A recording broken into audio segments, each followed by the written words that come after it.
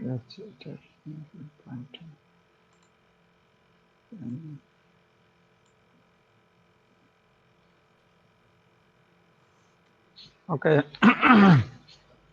আমরা শুরু করি। আজকে আমরা এই সেমিস্টারের প্রথম ক্লাস শুরু করছি। তো আমাদের সাথে আমাদের প্রথম ক্লাস বলা যায় সেমিস্টারের, এটা হচ্ছে সিএসসি 4207 কম্পিউটার গ্রাফিক্স। এটা একটা কম্পালসারি কোর্স, সবারই পড়া লাগে। তো এটা আমি দীর্ঘদিন নিয়ে আসতেছি, আমাকে আবারও এবার নেওয়ার জন্য বলা হয়েছে। আর সর্বপ্রথমে এটা ডেফিনেশন দিয়ে শুরু করি, বা এটা কি ডিল করে আর কি। এখানে আমি যদি সিম্পলি বলি কম্পিউটার গ্রাফিক্স, সেটার বেশ কিছু ডেফিনেশন এনে দেওয়া আছে। আমি সহজে সিম্পলি বলবো যে কম্পিউটার গ্রাফিক্স মানে হচ্ছে এমন যে যেটা আসলে আমরা কম্পিউটার জেনারেটেড ইমেজ, অর্থাৎ একটা ছবি যেটা আর্টিফিশিয়াল, বাস্তবে না, রিয়েল ক্যামেরা দ্বারা ক্যাপচার্ড ছবি না। ঠিক আছে, তো এটাকে যদি আমরা আর একটু ডেফিনেশন এখানে দেখি, কমনলি মিন এখানে যেটা creation, storage and manipulation of geometric objects and their images. তাহলে কম্পিউটার গ্রাফিক্স বলতে মানে আর একটু এক্সটেন্ড করে বলা আর কি, যে আর্টিফিশিয়াল ইমেজ শুধু যদি বলি সহজে কম্পিউটার জেনারেটেড ইমেজ, সেটা ঠিক আছে, কিন্তু আর একটু ডিটেল করলে যে স্যার স্যার একটু মানে রেকর্ড স্যার করলে ভালো হতো sir. Okay, record, sorry, record এটা record on this computer. Okay, so computer graphics বলতেছে কি যে creation, storage, manipulation of geometric objects and their images, অর্থাৎ মডেল এবং তার রেন্ডার করা যে আউটপুট, সেটাকে আমরা বলছি কম্পিউটার গ্রাফিক্স ডিল করে আর কি। তো এখানে একটা ভিজুয়াল আছে, সেটা হচ্ছে কি যে যখন আমরা আসলে কম্পিউটার গ্রাফিক্স, এখানে যদি ছবিটা একসাথে দেখতে পাচ্ছি, যে এই পাশে একটা দেখতে পাচ্ছি একটা ছবি, এই ছবিটা কিন্তু আসলে কম্পিউটার দ্বারা তৈরি, কম্পিউটারের মাধ্যমে। এবং সেটা তৈরি করতে গেলে কি কি করা হচ্ছে, যে এখানে আসলে একটা 3D জিওমেট্রি তৈরি করা হয়েছে আগে, ওয়্যার ফ্রেম মডেল, সেটার উপরে কিছু লাইটিং ফিজিক্স অ্যাপ্লাই করা হয়েছে, এবং তারপরে কিছু কম্পিউটার সিমুলেশনের মাধ্যমে এটাকে প্রজেকশন করে এটাকে একটা ছবি বানানো হয়েছে। এটা কিন্তু 3D ছিল, ছবি যখন বানাইছি তখন এটা অ্যাকচুয়ালি 2D হয়ে গেছে। সো কম্পিউটার গ্রাফিক্স অ্যাকচুয়ালি এই জিনিসটাই ডিল করে আর কি। আর একই সাথে তোমরা আমার আরেকটা কোর্স করছিলে, সেটা হচ্ছে কি computer vision, image processing and computer vision. Computer graphics এবং computer vision totally inverse problem. Computer ভিশনে নরমালি আমরা এটা জাস্ট টু মানে বোঝার জন্য, যে নরমালি একটা ইমেজ থাকে, সেই ইমেজ থেকে আমরা তার 3D জিওমেট্রিটা ধরতে চেষ্টা করি। ঠিক আছে, যে আসলে এখানে 3D বস্তুটা কি ছিল বা বাস্তব জগৎটা কি ছিল। whereas কম্পিউটার গ্রাফিক্স, এটা যখন ইমেজ কম্পিউটার ভিশন পড়াইছিলাম তখনও বলছিলাম আর কি এই জিনিসটা যে ইনভার্স। তো এখানে এসে সেটা আবার দেখা যাচ্ছে যে কম্পিউটার গ্রাফিক্সে এটা জিওমেট্রিটা থাকবে আমাদেরকে, বা আমরা বানাবো, তারপরে সেখান থেকে ইমেজটা জেনারেট করব। সো এটা মেশিন, টোটালি মেশিন জেনারেটেড। আর কম্পিউটার ভিশনের মূলত ইমেজটা হচ্ছে রিয়েল ইমেজ, বাস্তব ইমেজ, সেখান থেকে বাস্তব 3Dটাকে ধরতে চেষ্টা করি। এখন আসলে যে মেইনলি কম্পিউটার গ্রাফিক্সের যে সমস্ত পার্টস গুলো ডিল করে, সেটা হচ্ছে যে ইমেজিং, দ্যাট ইজ একটা 2D ইমেজ রিপ্রেজেন্ট করব কিভাবে, মডেলিং, যেটা হচ্ছে যে সেই 2D ইমেজ তো আমরা রিপ্রেজেন্ট করব, কিন্তু তাকে আমরা একটু আগে বললাম যে 3D অবজেক্ট থেকে এটাকে আসলে ক্রিয়েট করা হয়, তাহলে 3D অবজেক্টস গুলোকে কিভাবে আমরা রিপ্রেজেন্ট করব।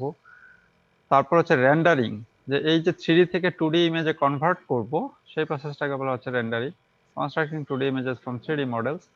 এবং আরেকটা ভেরিয়েশন, সেটা মূলত অ্যানিমেশন, যেটা অ্যাকচুয়ালি আমাদের বাস্তব ইয়ার সাথে বলে মুভি আর কি। তো অ্যানিমেশন, যে সিমুলেটিং চেঞ্জেস ওভার টাইম। তো এই সমস্ত বিষয়গুলো কম্পিউটার গ্রাফিক্স ডিল করে। হ্যাঁ, এখানে কম্পিউটার গ্রাফিক্স কেন পড়বো আর কি, সেটা আসলে এখানে জাস্ট একটু বলা, যে সেটা হচ্ছে যে computer graphics, I like to see what I am doing. Computer graphics বা ইমেজ প্রসেসিং, এই ধরনের জিনিসগুলো বেসিক্যালি কি, যে ভিজুয়াল সহ, যে তুমি কি করছো সেটা আসলে দেখা যায়। অ্যাবস্ট্রাক্টের অন্য জিনিস, ম্যাথমেটিক্স যেটা আমরা পড়ি, যে অনেক কাইন্ড অফ অ্যাবস্ট্রাক্টেড, কিন্তু এটা আমরা কাইন্ড অফ ভিজুয়াল। ফলে এটা একটা ইন্টারেস্টিং আইডিয়া হতে পারে যেটাকে স্টাডি করা।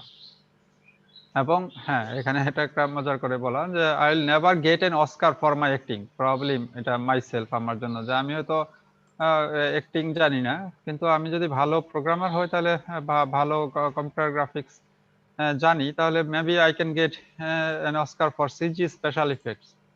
সো কম্পিউটার গ্রাফিক্স এই ধরনের আমাদেরকে সুবিধাও দিতে পারে, এন্ড গ্রাফিক্স ইজ ফান, যে এটা ইন্টারেস্টিং।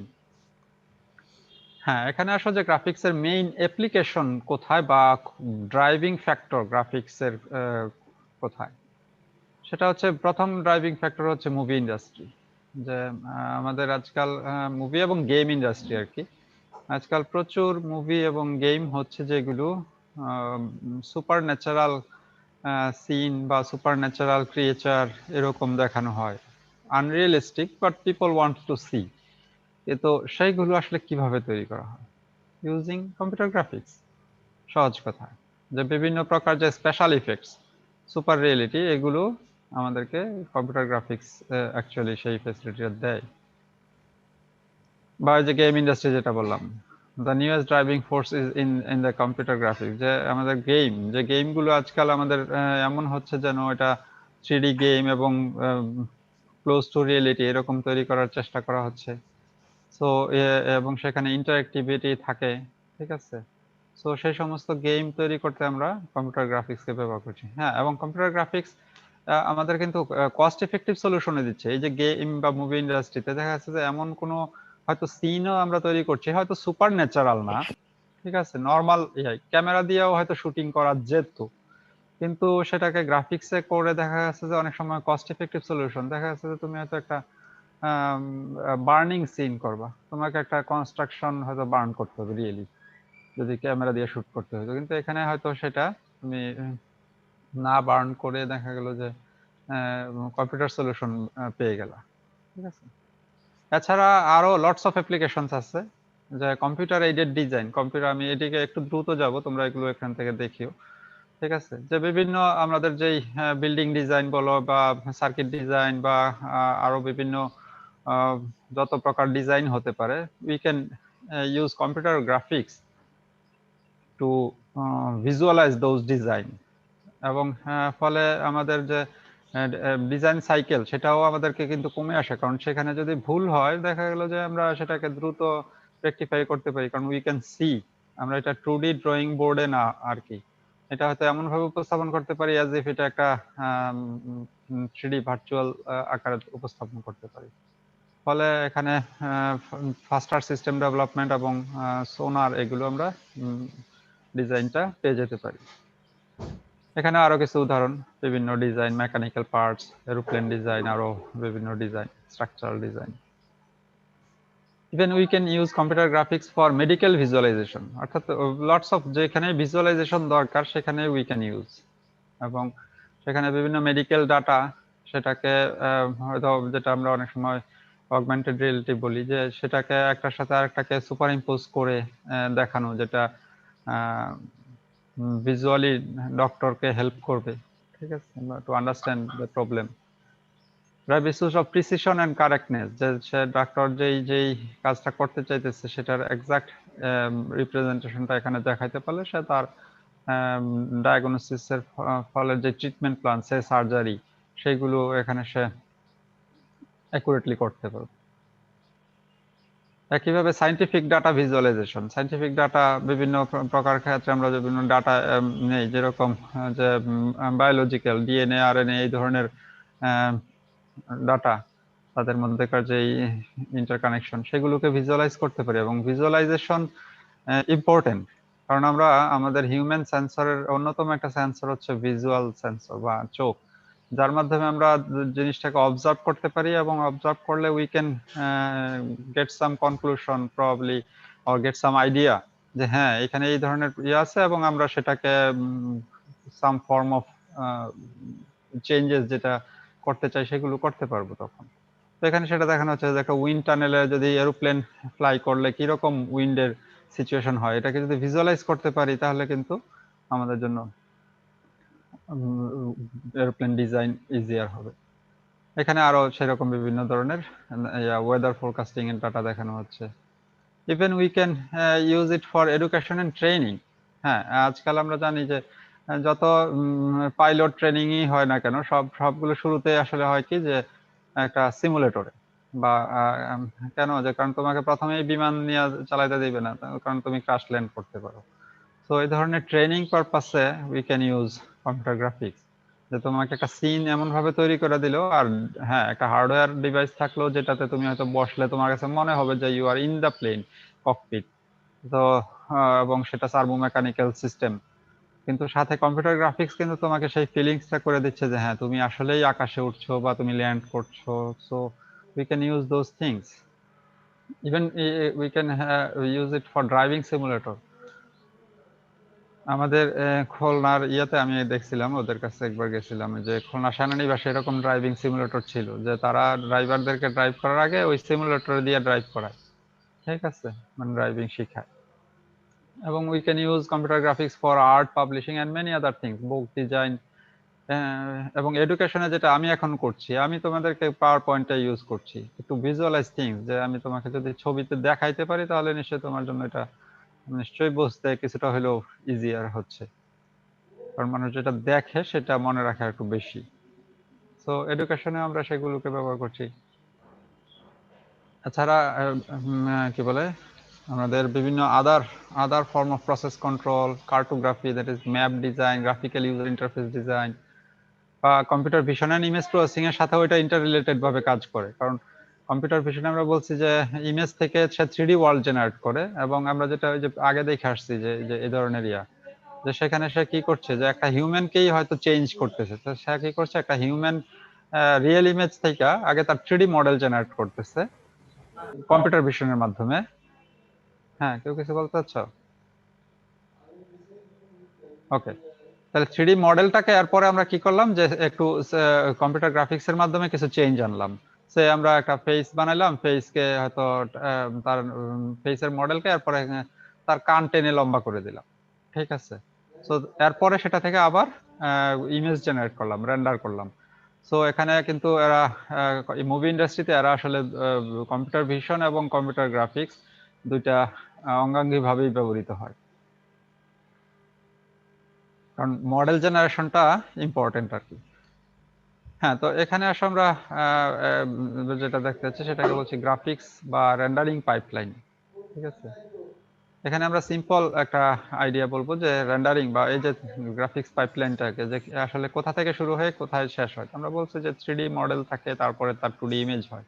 তাহলে এর প্রসেসের মধ্যে আসলে আরো কি কি ঘটে সেটা একটু ব্রডলি আইডিয়াটা আজকে দিব, তারপরে হয়তো এগুলো আমরা থিওরিক্যালি ডিটেইলে পড়বো আর কি। আর এখানে এগুলো ছিল মডেলিং। হ্যাঁ, হোয়াটস আওয়ার স্কোপ, এটা একটু বলে নেই যে আসলে আমরা কি পড়তে চাইতেছি গ্রাফিক্সে।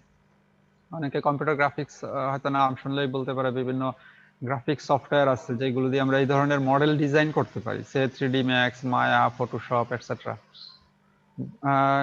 কি বলে, বা বিভিন্ন গ্রাফিক্স বিজনেস হতে পারে, 3D online game, e commerce etcetera.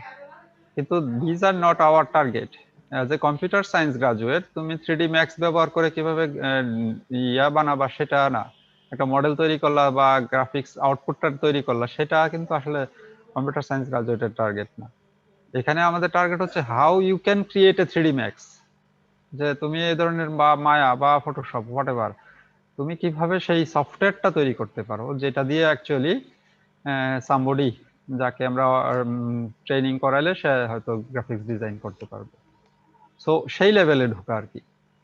ফলে কম্পিউটার গ্রাফিক্স থিওরিটিক্যালি বা আন্ডারগ্রাজুয়েট কোর্সে আমরা যেগুলো পড়তে চাই সেগুলো মূলত মডেলিং, রেন্ডারিং, অ্যানিমেশন এইগুলো, এবং তার রিলেটেড অ্যালগোরিদমস, বিভিন্ন টেকনিক্স, যে সেইখানে গ্রাফিক্স যেগুলো ডিল করে তার বিভিন্ন অ্যালগোরিদমস গুলোকে স্টাডি করা। ঠিক আছে, so that's our scope actually. So graphics মানে পড়লে বুঝলে যে আমরা এখানে ডিজাইন করব শুধু এরকম কিছু না, কিন্তু বিভিন্ন অ্যালগোরিদম পড়বো, very technical, very mathematical. So modelling এর মধ্যে বিভিন্ন ফর্মের মডেলিং হতে পারে, সারফেস মডেলিং, সলিড মডেলিং, বিভিন্ন ফর্মের প্রসিজার মডেলিং, এবং এগুলোকে সিম্পলিফাই করা। রেন্ডারিং এর মধ্যে polygon rendering, global rendering, texture mapping. তো এগুলো বিভিন্ন ধাপে ধাপে ইয়া করবো, এখানে আমি আর এগুলো বলছি না। সো আমরা পাইপলাইনে চলে আসি আর কি। Graphics process generally execute sequentially, অর্থাৎ পাইপলাইন কি যে একটার পরে একটা, কোনটার পরে কোনটা। তাহলে pipelining the process means dividing into stages, যে প্রসেসগুলোকে আমরা কয়েকটা স্টেজে ভাগ করে নিলাম, এবং একটা স্টেজ থেকে আরেকটা তাহলে ইন্ডিপেন্ডেন্টলি কাজ করতে পারবে। আমরা যদি কোনো চেঞ্জ করি ওই স্টেজের মধ্যে চেঞ্জ করলে অন্য স্টেজকে হয়তো ইফেক্ট করবে না। আমরা যদি অ্যাটলিস্ট ইনপুট আউটপুট কি বলে ইয়াটা ঠিক রাখি, ইন্টারনাল মেকানিজমটা যদি চেঞ্জ করি তাহলে চেঞ্জ হবে না। ফলে এতে কি হচ্ছে যে সিস্টেম ডেভেলপমেন্ট বা আইডি ডেভেলপমেন্ট এখানে ইজিয়ার হয়।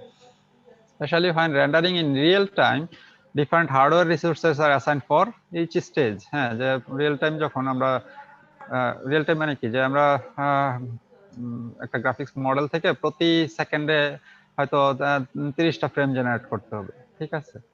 দ্যাট ইজ অ্যাট লিস্ট যদি আমরা 30টা ফ্রেম 30 এফপিএস বলি, তাহলে এটা কি তখন এটাকে বলবো রিয়েল টাইম। আর অনেক সময় রেন্ডারিং করতে আরো বেশি সময় নেয়। Really computer industry sorry movie industry যেটা করে আসলে সেগুলো রিয়েল টাইম না, কিন্তু গেম সেখানে অ্যাকচুয়ালি কিন্তু রিয়েল টাইম রেন্ডার হচ্ছে। তুমি যেটা করতেছো, তুমি যে সিনটা তুমি একদিকে তাকাইতেছো ডানে, তাহলে ডান পাশের সিনটা তখন ভিউ হচ্ছে, আবার তুমি বামে তাকাইতেছো বাম পাশের সিনটা ভিউ হচ্ছে। আর মুভি ইন্ডাস্ট্রি সেটা মূলত অফলাইন রেন্ডার করে, যে আমাদের সিনটা তৈরি করা হয়, তারপর একটা ভার্চুয়াল ক্যামেরা থাকে এক জায়গায়, সেটা দিয়ে সে ডিরেক্টরের পার্সপেক্টিভে যেটা দেখাইতে চায় সেই অনুযায়ী ক্যামেরাকে মুভ করে এবং তারপরে সেটাকে রেন্ডার করে। সো রিয়েল টাইম রেন্ডারিং এর ক্ষেত্রে যে বিভিন্ন স্টেজে বিভিন্ন রকম হার্ডওয়্যারকে আমরা অ্যাসাইন করে দিয়ে আমরা কাজগুলো করে নিতে পারি, ফলে এখানে রেন্ডারিং পাইপলাইনটা ইম্পর্টেন্ট। সো এখানে এটা বিভিন্ন বইয়ে বিভিন্ন রকম আছে, তো এটা জেনারেল আইডিয়া, ঠিক আছে। সো এখানে আমরা বলতে পারি যে গ্রাফিক্স পাইপলাইনে বেসিক্যালি 3টা স্টেজ আছে। একটা হচ্ছে অ্যাপ্লিকেশন স্টেজ, যেটা মূলত সিপিইউ তে অপারেট করে, ঠিক আছে। আর আরেকটা হচ্ছে জিওমেট্রি স্টেজ, যেটা কি বলে গ্রাফিক্স প্রসেসরে কাজ করতে, অথবা রেস্টারাইজার স্টেজ, যেটা হচ্ছে রেস্টারাইজার ইউনিট বা এই ধরনের ইয়েতে কাজ করে। তো এখানে মূলত ইউজার ইনপুট দেয় এবং আমরা এরপরে একটার পর একটা পার হয়ে ফাইনালি ভিডিও কন্ট্রোলার বা আউটপুট বাফারে আসে, এবং তারপরে এটা আমরা কম্পিউটার স্ক্রিনে বা এই ধরনের সারফেস দেখতে পাই। তাহলে আসো যে একটু আবার ডিটেইলে যাই। এখানে অ্যাপ্লিকেশন স্টেজে entirely done in software by the CPU, অর্থাৎ এখানে কি করা হয় যে বিভিন্ন ফর্মের যে তোমার 3D মডেল জেনারেট করছো সেগুলোর ডাটা, ঠিক আছে, রিড করা হয় জিওমেট্রি অফ দা কি বলে ডাটাবেস, এবং সে কি করে ওই সফটওয়্যার কি করে যে সিম্পলি ইউজারের ইন্টারঅ্যাকশনটাকে হ্যান্ডেল করে। যে ইনপুট তুমি দিলা মাউস ট্র্যাক বল বা বিভিন্ন ধরনের ইনপুট ডিভাইসের মাধ্যমে, সেই ইনপুটের ফলে ইন্টারনাল চেঞ্জগুলো হয়ে আউটপুটটা কি হবে সেটা আবার দেখায়, ঠিক আছে। In response to the user input the application stage changes the view or the scene. So application stage মূলত দা সফটওয়্যার, যেটা তুমি হয়তো দেখতে পাচ্ছ, যেখানে তুমি যেটার সাথে ডিল করছো মনে হইতেছে। So that is actually the application level. But ভিতরের যে বাকি স্টেজগুলো সেগুলোই হচ্ছে ইম্পর্টেন্ট। সেটা হচ্ছে কি জিওমেট্রি স্টেজ। তো এই স্টেজটা মূলত আমি মেইনলি কভার করতে চেষ্টা করব through out the semester. Geometry স্টেজে মূলত কি হয় যে আমরা বিভিন্ন শেপসকে মডেল করি, ঠিক আছে, এবং সেই মডেলকে বিভিন্ন ফর্মে ট্রান্সফর্ম করি। একটা শেপ হয়তো আছে, এটাকে আমরা আবার চেঞ্জ করি, একটা বেসিক মডেল দাঁড় করালাম, সেটাকে আবার ট্রান্সফর্ম করব, এবং এটাকে বলছি মডেল ট্রান্সফর্ম। মডেল ট্রান্সফর্মকে আবার ট্রান্সফর্ম করি, সেটাকে বলা হচ্ছে ভিউইং, যে এবার ইউজার বা ভিউয়ার কোথা থেকে দেখছে ওই সিনটাকে, সেটাকে সেইখানে এক ধরনের ট্রান্সফরমেশন হয়, ঠিক আছে। তো সেটাকে বলা হচ্ছে ভিউইং ট্রান্সফর্ম। তো এই এরপরে হিডেন সারফেস রিমুভাল করা হয়, এরপরে বিভিন্ন লাইটিং শেডিং অ্যাপ্লাই করা হয়, তারপরে আমাদের জিওমেট্রি স্টেজের কাজ শেষ হয় এবং তারপরে রেস্টারেশন স্টেজে যায়। আমি এইটার একটা ওভারভিউ এখানে দিব ভিজুয়ালি। তারপর আসে জিওমেট্রি স্টেজ। এখান থেকে আসার পর রেস্টারাইজেশন স্টেজে কি হয় যে রেস্টারাইজেশন স্টেজে মূলত আমাদের যেই জিওমেট্রি স্টেজ থেকে আউটপুট আসে এটাকে রেস্টারাইজ করা হয় এবং স্যাম্পল করা হয়। তারপরে যদি প্রয়োজন হয় টেক্সচার ম্যাপিং করা হয়। সো আমি এগুলো একটু দেখাবো। তারপরে image composition and intensity and colour quantization and frame বাফারে চলে আসে, এবং ফ্রেম বাফার থেকে অ্যাকচুয়ালি ডিসপ্লে ডিভাইসে আসে। ফ্রেম বাফার কি আমরা সেটাও দেখবো পরে। তো একটা ভিজুয়াল এক্সাম্পল কি থ্রু দা পাইপলাইন। ধরো যে তুমি এরকম একটা সিন বানাইতে চাইতেছো, ঠিক আছে, আউটপুটটা এরকম দিতে চাইতেছে। So how can you do that, এটা কোথা থেকে স্টার্ট করবে আর কি। তাহলে ফার্স্ট স্টেজ যেটা অ্যাকচুয়ালি জিওমেট্রি পাইপলাইন, সরি এটা উল্টাপাল্টা হয়ে গেছে মনে হচ্ছে। জিওমেট্রি এখানে দেখো, যদি আমরা একটু দেখি সিনের মধ্যে এরকম একটা টোরাস আছে, এটাকে টোরাস বলে, একটা কিউব আছে, একটা কোন আছে, একটা স্ফেয়ার, একটা টি-পট এন্ড সাম আদার অবজেক্টস। ঠিক আছে, তাহলে এটা শুরু হচ্ছে জিওমেট্রি স্টেজের থেকে। তাহলে প্রথমে হচ্ছে যে আমরা 3D মডেল লোড করব, বা যেটা সে মডেল তৈরি করব বলতেছি। তাহলে এখানে কিন্তু সেটা দেখানো হচ্ছে যে আমরা প্রথমে হয়তো এরকম একটা সিম্পল 3D মডেল দাঁড় করালাম, বিভিন্ন স্মলার সারফেস দিয়ে দিয়ে ছোট ছোট সারফেস তৈরি করে, সেগুলো আমরা প্রসেস পরে শিখবো। আপাতত প্রিপেয়ারিং দ্য শেপ মডেলস, বা একটা ছোট কিউব দাঁড় করাইলাম। ঠিক আছে, তাহলে এইটা হচ্ছে ফার্স্ট স্টেজের কাজ, যে প্রিপেয়ার বা লোড দা শেপস বা মডেলস। এটাকে বলছি মডেল, তাই না? এটা একটা টোরাসের মডেল, বা এটা একটা কিউব। এরপরে যেটা আমরা করে থাকি সেটাকে বলছি যে মডেল ট্রান্সফর্ম। তাহলে মডেল ট্রান্সফর্ম হচ্ছে কি, যে এই সমস্ত মডেলগুলোকে আমরা একটা সিনে প্লেস করা, ট্রান্সফর্ম বাই ট্রান্সফর্মিং দেম। ঠিক আছে, ট্রান্সফর্মিং বিভিন্ন ফর্মের হতে পারে, তাদেরকে জাস্ট এক জায়গা থেকে এক জায়গায় সরায় রাখলাম, এদেরকে ছোট করলাম। যেহেতু soft object, we can do it by computer, যে ছোট বড় করা, ঠিক আছে, এদের রোটেশন করা, বিভিন্ন ফর্মে কাজ করতে পারি। এবং এই সবগুলোকে একসাথে একটা কোনো কোঅর্ডিনেটের সাপেক্ষে প্লেস করাকে অ্যাকচুয়ালি বলা হয় মডেল ট্রান্সফর্ম। তাহলে মডেল ট্রান্সফর্ম করলাম, এবং এটা এটা এক ধরনের ভিউ, তোমরা নিশ্চয়ই জানো এটাকে, এটাকে কি ভিউ বলে আমি মনে নাই। এটা top view, side view, front view সম্ভবত, তাই না? তোমরা ইয়াতে ড্রয়িং ক্লাসে নিশ্চয়ই পড়ছো নাকি? জি স্যার। হ্যাঁ, তাহলে এটাকে ওই 3D অবজেক্টকে আমরা অ্যাকচুয়ালি এখানে 2D তে দেখাইতেছি তিনটা ভিউ থেকে, যে এটাকে সিনে বসানোর পরে সিনটা আসলে বিভিন্ন পার্সপেক্টিভে কিরকম দেখা যাচ্ছে আর কি। আর এটা হচ্ছে পার্সপেক্টিভ ভিউ। ঠিক আছে, এটাকে ছিল টপ সাইড ফ্রন্ট ভিউ, এটা হচ্ছে পার্সপেক্টিভ ভিউ। তাহলে এখানে আমাদের কি করা হয়, যে ওই যে সিনটা, এটাকে এরপরে কি করা হচ্ছে, যে ইউজার কোথা থেকে দেখতেছে এটা কিন্তু জাস্ট এটার আর্কিটেকচারাল ডিজাইন করলাম, সিনের ডিজাইনটা করলাম, কিন্তু এখন সিনটা তো ডিজাইন করছি, কিন্তু সিনটার এই এই এই কোনায় দাঁড়ায় দেখলে হয়তো তুমি ঘরের ভিউ একরকম দেখতা, আর আবার এই পাশ থেকে দেখলে নিশ্চয়ই আরেক রকম দেখতা, তাই না? তাইলে ইউজার কোথা থেকে দেখতেছে তার উপরে একটা কি বলে, ভিউইং এর একটা ট্রান্সফরমেশন হয়। সিনটাকে তুমি একটা ঘরের সামনে দাঁড়ায় আছো, ঘরের সামনে দাঁড়ায় ঘরের দিকে তাকায় থাকলে তুমি ঘর দেখবা, কিন্তু ঘরের দিকে ব্যাক সাইড করে তুমি অন্য দিকে তাকায় থাকলে নিশ্চয় অন্য কিছু দেখবা, তাই না? তাহলে সেই কাজটা আমরা যখন করি সেটাকে বলা হচ্ছে ভিউইং ট্রান্সফর্ম, এবং সেখানে মূলত ভিউইং ট্রান্সফর্মের সাথে সাথে আরেকটা জিনিস হয়, সেটাকে বলা হচ্ছে প্রজেকশন, যেগুলো আমরা ডিটেইলে পড়বো। ঠিক আছে, তো সেই পার্সপেক্টিভ ভিউটা, এটা ধরো যে ওই সিনের আমরা কোনো এক জায়গা থেকে দেখার ফলে, এবং এইটা হচ্ছে তাহলে তার 3D টু 2D কনভার্ট করা যে প্রসেস, সেটাকে বলা হচ্ছে প্রজেকশন। ঠিক আছে, 3D থেকে, কারণ আমরা মডেলটা যখন ডিজাইন করছিলাম, মডেলটাকে কিন্তু অ্যাজ ইফ আমরা 3D কোঅর্ডিনেট সিস্টেমে ডিজাইন করছি, কিন্তু আমরা চাইতেছি এটা থেকে একটা ছবি বানাইতে, ফলে ছবি তো 2D ফ্ল্যাট সারফেসে বা ফ্ল্যাট স্ক্রিনে দেখার জন্য।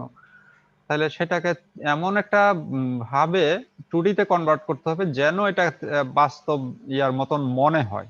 তাহলে এই প্রসেসটা অ্যাকচুয়ালি আমরা প্রজেকশনের মাধ্যমে ফলো করি।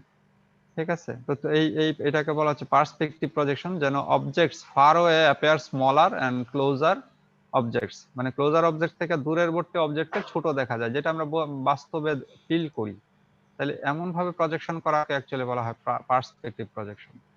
তাহলে এটা আমরা প্রজেকশন করলাম, তো এখানেও কিন্তু এখনো আমাদের অবজেক্টসটাকে যে রিপ্রেজেন্ট করতেছিলাম, এখানে কিন্তু একটা ওয়্যার ফ্রেম মডেল বা ফ্ল্যাট সারফেস দিয়ে রিপ্রেজেন্ট করতেছিলাম, তো এখানেও সেটা দেখা যাচ্ছে ওয়্যার ফ্রেম মডেল। তাহলে এখন আসলে যে আমরা এটাকে এই যে ওয়্যার ফ্রেম মডেল তো তৈরি করলাম, কিন্তু এটা থেকে আমাদের তো সেই এটাকে এমন ভাবে আমরা কালারাইজ করতে চাই যেন এটা আমাদের সেই রিয়েল একটা ইমেজের মতন মনে হয়। কিন্তু আসলে কালার করার আগে আমরা দেখি যে এখানে বেশ কিছু সারফেস আছে, যেটা তুমি যেই অ্যাঙ্গেল থেকে দেখতেছো সেই অ্যাঙ্গেল থেকে আসলে হিডেন হয়ে গেছে, মানে ব্যাক সাইডে পড়ে গেছে। সারফেস একটা অবজেক্ট তার নিজেই আরেকটা অবজেক্টের পিছনে পড়ছে, তাহলে সেইগুলো তো আমাদের আসলে কালারাইজ করার দরকার নাই। ঠিক আছে, তাহলে সেখানে তার একটা মাঝে একটা স্টেপস চলে আসলো, সেটা হচ্ছে হিডেন সারফেস রিমুভাল। যে সমস্ত সারফেস গুলো হিডেন হয়ে গেছে একটা অবজেক্টের পিছনে, এখানে যদি দেখি যে কিউবের পিছনে টোরাসের অংশটাও দেখা যাচ্ছে, যেহেতু এটা ওয়্যার ফ্রেম, এটা দিয়ে দেখা যাচ্ছে। কিন্তু আমরা এখান থেকে কি করব যে যেগুলো পিছনে সেইগুলো বাদ দিয়ে দিব। ঠিক আছে, তাহলে এটা অ্যাকচুয়ালি যে স্টেজে করা হয় সেটাকে বলা হচ্ছে যে হিডেন সারফেস রিমুভাল বা ব্যাক ফেস ইলিমিনেশন, আরো কি একটা নাম আছে আমি ভুলে গেলাম, সারফেস কালিং। ঠিক আছে, এরকম বিভিন্ন নামে ডাকা হয় যে যেগুলো ব্যাক ফেস সেগুলোকে বাদ দিয়ে দেওয়া। ঠিক আছে, তাহলে এটা হচ্ছে সেই স্টেজ যে এখান থেকে ব্যাক ফেস গুলো বাদ দেওয়ার পরে এটা আরেকটু সিম্পলিফাইড হইলো। ঠিক আছে, এন্ড দেন আমরা এটার উপরে শেডিং বা কালারাইজ, যেটা সহজ ভাষায় বলে, যে আমরা কিছু সিম্পল লাইটিং ফিজিক্স অ্যাপ্লাই করি অবজেক্টস কালার এবং লাইট কন্ডিশন এবং ক্যামেরা, যে ক্যামেরা কোথায় আছে, লাইট সোর্স কোথায় আছে, অবজেক্টটার ইনহেরেন্ট কালার কি সে হবে সেটাকে ডিসাইড করি বা ইউজিং লাইট সোর্স, ক্যামেরা এবং রিফ্লেকশন প্রপার্টিজ এর মাধ্যমে। ঠিক আছে, সেগুলো আমি পড়াবো এক সময়। তো তারপরে এটাকে তাহলে প্রতি পিক্সেলের কালার আমরা ডিসাইড করি। তাহলে এখানে আসো যে বিভিন্ন ফর্মে আমরা এই কাজটা করতে পারি। তাহলে এখানে আমরা একটা সিম্পল আইডিয়া প্রথমে নিলাম যে শেডিং, যেটা হচ্ছে কনস্ট্যান্ট শেডিং, অর্থাৎ এক একটা অবজেক্ট কে আমরা সিম্পল এক একটা কালার দিলাম। তাহলে এক একটা অবজেক্টে একটা সিম্পল কালার দিলে দেখা যাচ্ছে যে এরকম দেখা যাচ্ছে। এখানে যে অবজেক্টটা 3D, এটার কিন্তু ফিলিংসটা আসতেছে না। ঠিক আছে, তাহলে এবার আরেকটু ইয়া করতে পারি, সেটাকে বলা হচ্ছে ফ্ল্যাট শেডিং। সেটাকে কি করছি যে আমরা এবার এক একটা অবজেক্টকে না দিয়ে এক একটা সারফেসকে এক একটা কালার দিলাম। ঠিক আছে, তাহলে এটা কিছুটা 3D লুক হয়েছে, কিন্তু যেগুলো স্মুথ সারফেস সেইগুলোকে কিন্তু স্মুথ মনে হচ্ছে না, কারণ আমরা এক একটা অবজেক্টে বানাইছি যেগুলো কিন্তু ফ্ল্যাট সারফেস দিয়ে। ঠিক আছে, ফলে এটা কিন্তু স্মুথ হচ্ছে না। তাহলে এটার একটা সলিউশন হতে পারে কি যে ওকে, সারফেস গুলো যে অবজেক্টটা যে বানাইছি ছোট ছোট কার্ভড সারফেস দিয়ে যদি বানাই। ঠিক আছে, আরেকটা সলিউশন হতে পারে যে আমরা লাইটিংটাকে এমন ভাবে অ্যাপ্লাই করলাম যেন এটাকে কার্ভ, ফাইনাল আউটপুটে কার্ভ মনে হয়। আসলে সারফেসটা ওয়াজ ফ্ল্যাট, কিন্তু লাইটিং এর ইফেক্টের কারণে এটাকে মনে হইতেছে এখন স্ফেয়ার। তো এখানে অ্যাকচুয়ালি গ্রাফিক্স সিস্টেমে সেই সেকেন্ড অপশনটাকে চুজ করা হয়। ঠিক আছে, তো এখানে একটা টেকনিক বলা হচ্ছে, এটাকে বলা হচ্ছে গৌরাট শেডিং। এটাও পড়াবো আমি এক সময়। তো সেখানে আমরা যদি গৌরাট শেডিং অ্যাপ্লাই করি, দেখো এটাকে কিন্তু আগের তুলনায় মাচ বেটার। ঠিক আছে, বাট স্টিল এখানে আরো ইমপ্রুভমেন্টের জায়গা আছে, যে এখানে যেন বলা হচ্ছে যে নো স্পেকুলার হাইলাইটস। স্পেকুলার যেটা হাইলাইটস আমরা পরের সিনে দেখলে দেখবো যে এটাকে যে এখানে দেখো অবজেক্টস এর মধ্যে একটা কি হচ্ছে যে শাইনি এরিয়া তৈরি হইতেছে। আমরা নরমালি অবজেক্টের গায়ে এরকম লুক দেখে থাকি। তাহলে এই শাইনি এরিয়াটা হচ্ছে বলা হয় যে স্পেকুলার রিফ্লেকশন, অ্যাকচুয়ালি যে ওই জায়গায় আমরা লাইটের কালার দেখতে পাই। ঠিক আছে, তো যখন আমরা স্পেকুলার হাইলাইটও এখানে অ্যাড করলাম, তখন দেখা যাচ্ছে যে এটা কিন্তু আরো বেটার লুকিং হচ্ছে। সো এছাড়া এবার আসলে হ্যাঁ, গোরা শেডিং এও কিন্তু কিছু কিছু ক্ষেত্রে এটাকে স্মুথ করতে পারেনি, কার্ভেচারটা স্মুথ হয় নাই। ঠিক আছে, তাহলে এখান থেকে আমরা যদি আরো অ্যাডভান্স ইয়া করি, সেটাকে আরেকটা টেকনিক, সেটাকে বলা হচ্ছে ফং শেডিং। সেখানে যদি যাই, আমরা শেডিংটা এমন ভাবে অ্যাপ্লাই করলাম, ফলে এটা দেখা যাচ্ছে যে এখন এটাকে স্মুথ সারফেস মনে হচ্ছে এবং যেটা কার্ভ সেটা কার্ভ মনে হইতেছে, কিন্তু আসলে কিন্তু এরা ডিজাইন লেভেলে, সারফেস লেভেলে কিন্তু কার্ভ না। Remember, so this is the things আমরা actually we want to do in the process. তারপরে এটা একটু পর্যন্ত কিন্তু তার মানে আমাদের জিওমেট্রি স্টেজের কাজ যেটা বললাম, কিন্তু এর পরের স্টেজ ছিল কি রেস্টারাইজার স্টেজ। তাহলে রেস্টারাইজার স্টেজে যেটা করা হয়, আমরা বলছি যে এই রকম কতগুলো স্টেজ, তো আমি এটাকে একটু এটাকে ভিজুয়াল দিয়ে বোঝাইতে চেষ্টা করব। প্রথমে কাজ হচ্ছে কি রেস্টারাইজিং করা। রেস্টারাইজিং করা আসলে কি? ধরো যে আমরা যে সারফেসে ডিসপ্লে করতে চাই, আমরা কালার টালার সব ঠিক করলাম যে হ্যাঁ এই অবজেক্টের এই জায়গার কালার এইরকম হবে। এখন আসলে যে একটা লাইন আঁকতে চাই, ধরো যে সিম্পল একটা লাইন আঁকতে চাই, কোথায়? কম্পিউটার স্ক্রিনে। তো কম্পিউটার স্ক্রিনে আমরা জানি যে পিক্সেল থাকে ডিসক্রিট 1 2 3 এরকম। তাহলে আমরা ধরে নিলাম স্কোয়ার শেপের পিক্সেল আছে। তো তুমি একটা লাইন আঁকতে চাও এই বিন্দু থেকে এই বিন্দু পর্যন্ত। তাহলে এই লাইনটা অ্যাকচুয়ালি এটা তো ড্রয়িং বোর্ডে স্ট্রেট লাইন আঁকছে, কিন্তু এখন যদি পিক্সেল লেভেলে দেখি, তাহলে পিক্সেল লেভেলে কি করতে হবে যে আসলে এটা তো পিক্সেল গুলো তো আর কি বলে হাফ পিক্সেল এরকম করে আঁকা সম্ভব না। তাহলে তোমাকে এই পিক্সেল অথবা এই পিক্সেল কিভাবে তুমি কোন পিক্সেল গুলোকে অ্যাকচুয়ালি ইউজ করবা টু ড্র দ্যাট লাইন, এই প্রসেসটাকে বলা হচ্ছে রাস্টারাইজেশন। বা এই যে এখানে যদি আমরা বলি যে একটা কার্ভ লাইন আঁকবো বা যে কোনো একটা পলিগন আঁকবো, তাহলে অ্যাকচুয়ালি পিক্সেল লেভেলে কোন পিক্সেলস গুলো ইউজ হবে টু ড্র দ্যাট লাইন এবং যেটাকে ক্লোজ টু রিয়েল মনে হবে, সেই ডিসাইড করাটাই হচ্ছে আসলে রেস্টারাইজেশন। কনভার্টস দ্য ভার্টেক্স ইনফরমেশন, অর্থাৎ ওই আগ পর্যন্ত যেটা ছিল যে তোমার কাছে কিন্তু যে তুমি যখন লাইন ডিফাইন করতেছো দুইটা পয়েন্ট থাকলেই হয়ে গেল যে লাইন, কিন্তু যে আমি এখান থেকে এই লাইন আঁকতে চাই, কিন্তু অ্যাকচুয়ালি এই লাইনটা আঁকতে গেলে ইন্টারমিডিয়েট যে সমস্ত পিক্সেলস গুলোকে গ্লো করা দরকার সেটা আসলে রেস্টারাইজেশন স্টেজ ঠিক করে। বাস এটুকুই। Converts the vertex information output by the geometry pipeline into pixel information needed by the video display। যে ভিডিও ডিসপ্লে তো জানতে হবে কোন পিক্সেল গুলোকে আমাকে আসলে ড্র করতে কাজে লাগবে ওই লাইনটা। তো এখানে হ্যাঁ, এখানে দেখা যাচ্ছে যে এই যেহেতু পিক্সেল গুলো ডিসক্রিট, ফলে এখানে একটা কি হচ্ছে যে একটা জ্যাগড লাইন তৈরি হইতেছে, খাঁজ কাটা একটা ভাঁজ তৈরি হইতেছে। তো সেই সেই জিনিসটাকে আবার আমাদের তো প্রয়োজন মতন ঠিক করা লাগতে পারে, সেটাকে বলা হচ্ছে যে অ্যালাইজিং বা এন্টি অ্যালাইজিং। ঠিক আছে, ডিস্টরশন আর্টিফ্যাক্ট যেটাকে বলা হচ্ছে অ্যালাইজিং। তো এটাকে ধরো যে এরকম যে আমাদের যদি একটা চেকার বোর্ড তৈরি করি উইদাউট এন্টি অ্যালাইজিং, তাহলে দেখা যাচ্ছে যে এই লাইনগুলোতে এখানে কি হচ্ছে, একটা জ্যাগড অবস্থা তৈরি হইতেছে। তাহলে যদি আমরা এটাকে এন্টি অ্যালাইজ সাম অ্যালগরিদমের মাধ্যমে যদি করে থাকি, তাহলে এটাকে আরেকটু স্মুথ মনে হচ্ছে। ঠিক আছে, সো দ্যাটস দ্য থিং, যে যখন আমরা রেস্টারাইজেশন করি তাহলে সেই জিনিসগুলো অনেক কিছু মাথায় রাখতে হয়। কারণ এটা হয়েছে ডিসক্রিট কেসের কারণে, যে এটা তো কন্টিনিউয়াস না আসলে, যে এখানে একটার থেকে একটা কোনটা নিব কোনটা নিব না, ফলে এরকম ইস্যুস তৈরি হয়ে গেছে আর কি। আর পরের স্টেজ এগুলো কাইন্ড অফ অপশনাল। তাহলে আমাদের দেখো সিনটা যেরকম ছিল, যে একটু আগে পর্যন্ত যেটা কোথায় ছিলাম, যে এই সিনে কিন্তু আমাদের জাস্ট একটা অবজেক্টস কে বিভিন্ন কালার দিছি, কিন্তু আমাদের যেই আউটপুটটা চাইতেছি এমন যে এই অবজেক্টস এর গায়ে আরো কিছু আছে। ঠিক আছে, যেরকম যে এটা কিউব, কিউবের গায়ে মোনালিসার ছবি আছে, অ্যাজ ইফ মোনালিসার ছবি দিয়ে কিউবটাকে র্যাপিং করে দেওয়া হয়েছে। ঠিক আছে, বা এখানে আরো অন্যান্য কিছু দিয়ে এটাকে র্যাপ করা হয়েছে। তাহলে এই কাজগুলো আমরা গ্রাফিক্সে করতে পারি, সরি, সেটা কি ইউজিং দ্য টেক্সচার ম্যাপিং। ঠিক আছে, তাহলে টেক্সচার ম্যাপিং এ কি করা হয়, যে আসলে একটা রিয়েল অথবা আর্টিফিশিয়ালি জেনারেটেড ছবি নেওয়া হয়। ঠিক আছে, তাহলে এটাকে হচ্ছে পিক্সেল লেভেল প্রসেসিং অ্যাকচুয়ালি।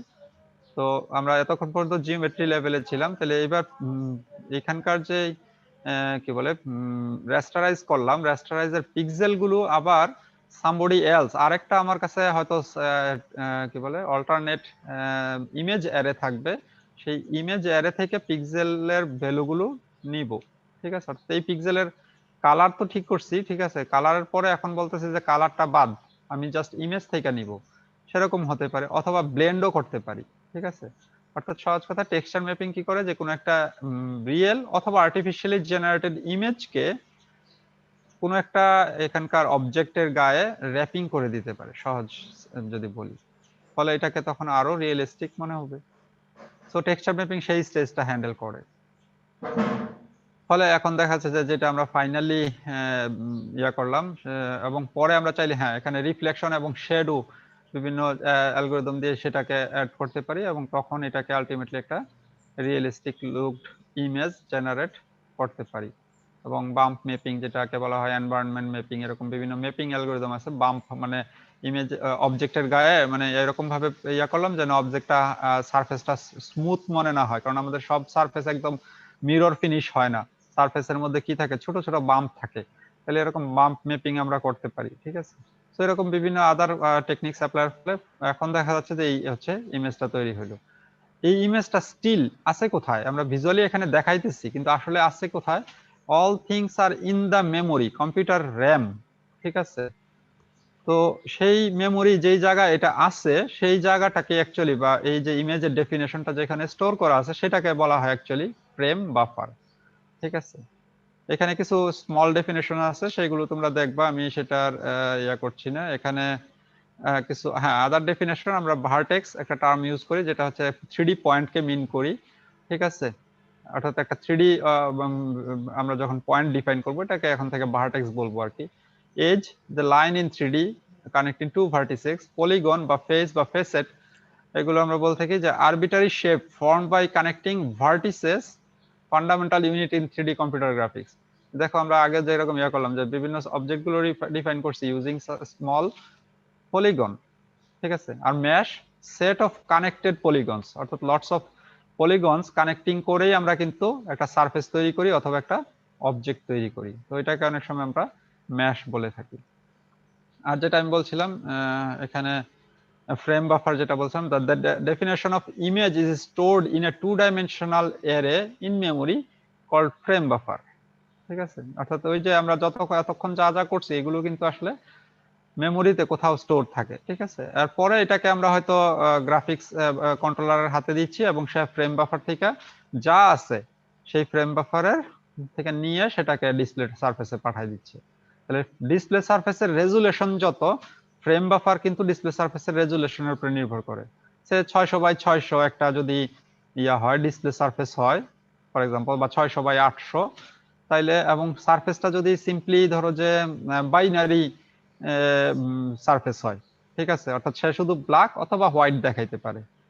যদিও আমরা যে সমস্ত ব্ল্যাক এন্ড হোয়াইট সারফেস বা black and white TV, black and white monitor যেগুলোই বলি না কেন, সেগুলো কিন্তু আসলে ব্ল্যাক এন্ড হোয়াইট না, সে ব্ল্যাক টু হোয়াইট। এখানে কি 0 আর 1 না, শুধু 0 থেকে 1, অর্থাৎ সেটা আসলে গ্রে স্কেল দেখাইতে পারে। তো ব্ল্যাক এন্ড হোয়াইট যদি হয়, তাহলে যদি একটা 600x800 মনিটর হয়, তাহলে ফ্রেম বাফারটার সাইজ কত দরকার হবে? মিনিমাম 600x800 বিট, যেহেতু ব্ল্যাক এন্ড হোয়াইট, তাহলে 600x800 বিট এই পরিমাণ মেমোরি দরকার হবে। ঠিক আছে, আর যদি গ্রে স্কেল হয় তাহলে 600x800 বাইট লাগবে। এখানে সেগুলো এখানে দেখানো হচ্ছে। ঠিক আছে, তো এটাকে বলা হচ্ছে বিট লেন্থ অথবা বিট ডেপথ, যে একটা ফ্রেম বাফারের। ঠিক আছে, সো এইগুলোই ছিল এখানে। আমি আজকের এইখানের ফার্স্ট একটু কি বলবো, এরপরে আসো আমাদের সেকেন্ড টপিক। এখানে এখানে কিছু আছে রিকমেন্ডেড টেক্সট বুকস। সেটা হচ্ছে কি কম্পিউটার গ্রাফিক্স। আমি আসলে এখান থেকে বলবো যে কোথায় এটা, কোনটা, হ্যাঁ এটাই, কম্পিউটার গ্রাফিক্স হার্নেন বেকারের বই। এই বইটার সফট কপিও মনে হয় পাওয়া যায়। কম্পিউটার গ্রাফিক্স এটা একটা সম সিরিজের বই, এটাও স্টুডেন্ট ভার্সন হিসাবে ভালো। কম্পিউটার গ্রাফিক্স ইউজিং ওপেনজিএল, এটা হচ্ছে হিলের বই, এটাও ভালো একটা বই।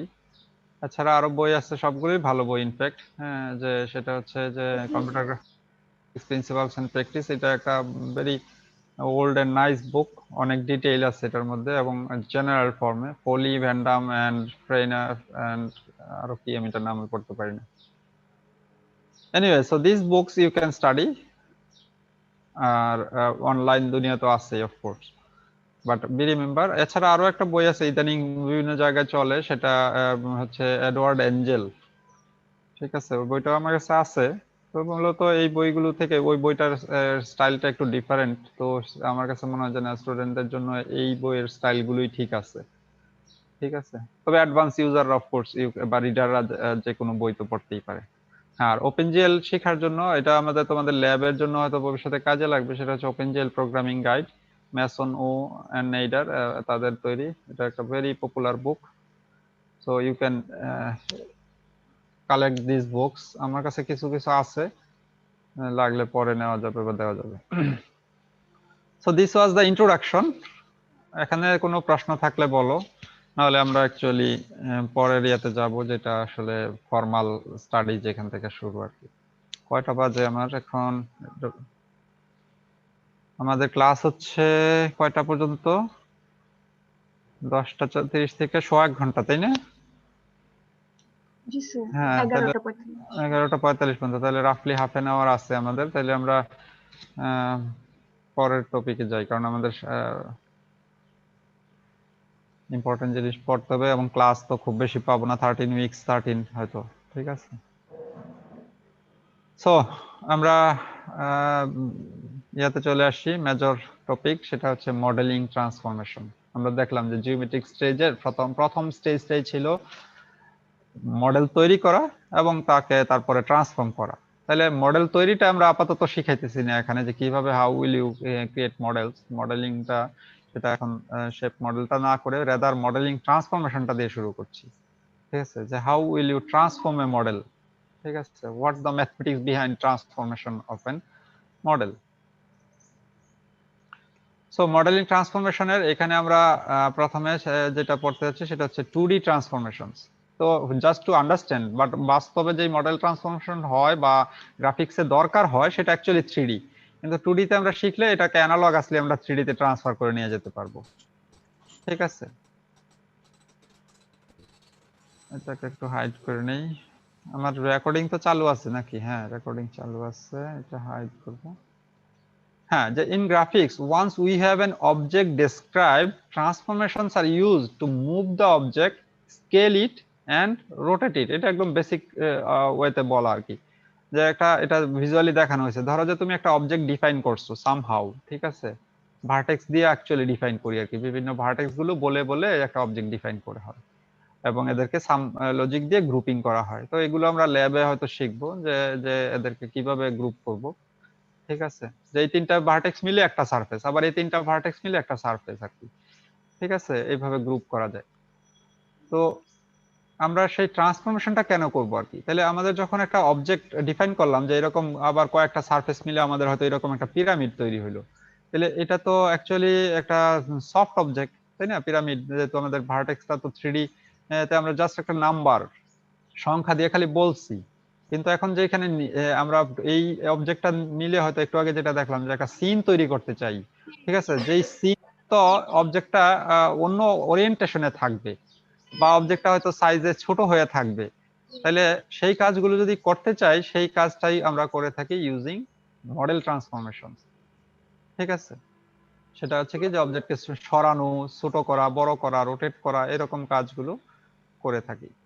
তা এখানে আমরা একটা বিগ পিকচার আগে একটু দেখাই নিলাম, সেটা হচ্ছে যে আমরা একটা ইয়াতে ট্রান্সফরমেশন গুলো, যে ইউজ অফ ট্রান্সফরমেশন, যে বিভিন্ন ফর্মে ট্রান্সফরমেশন হয়। ঠিক আছে, এর মধ্যে একটা হচ্ছে মডেল ট্রান্সফর্ম, আরেকটাকে বলা হচ্ছে ভিউইং ট্রান্সফর্ম।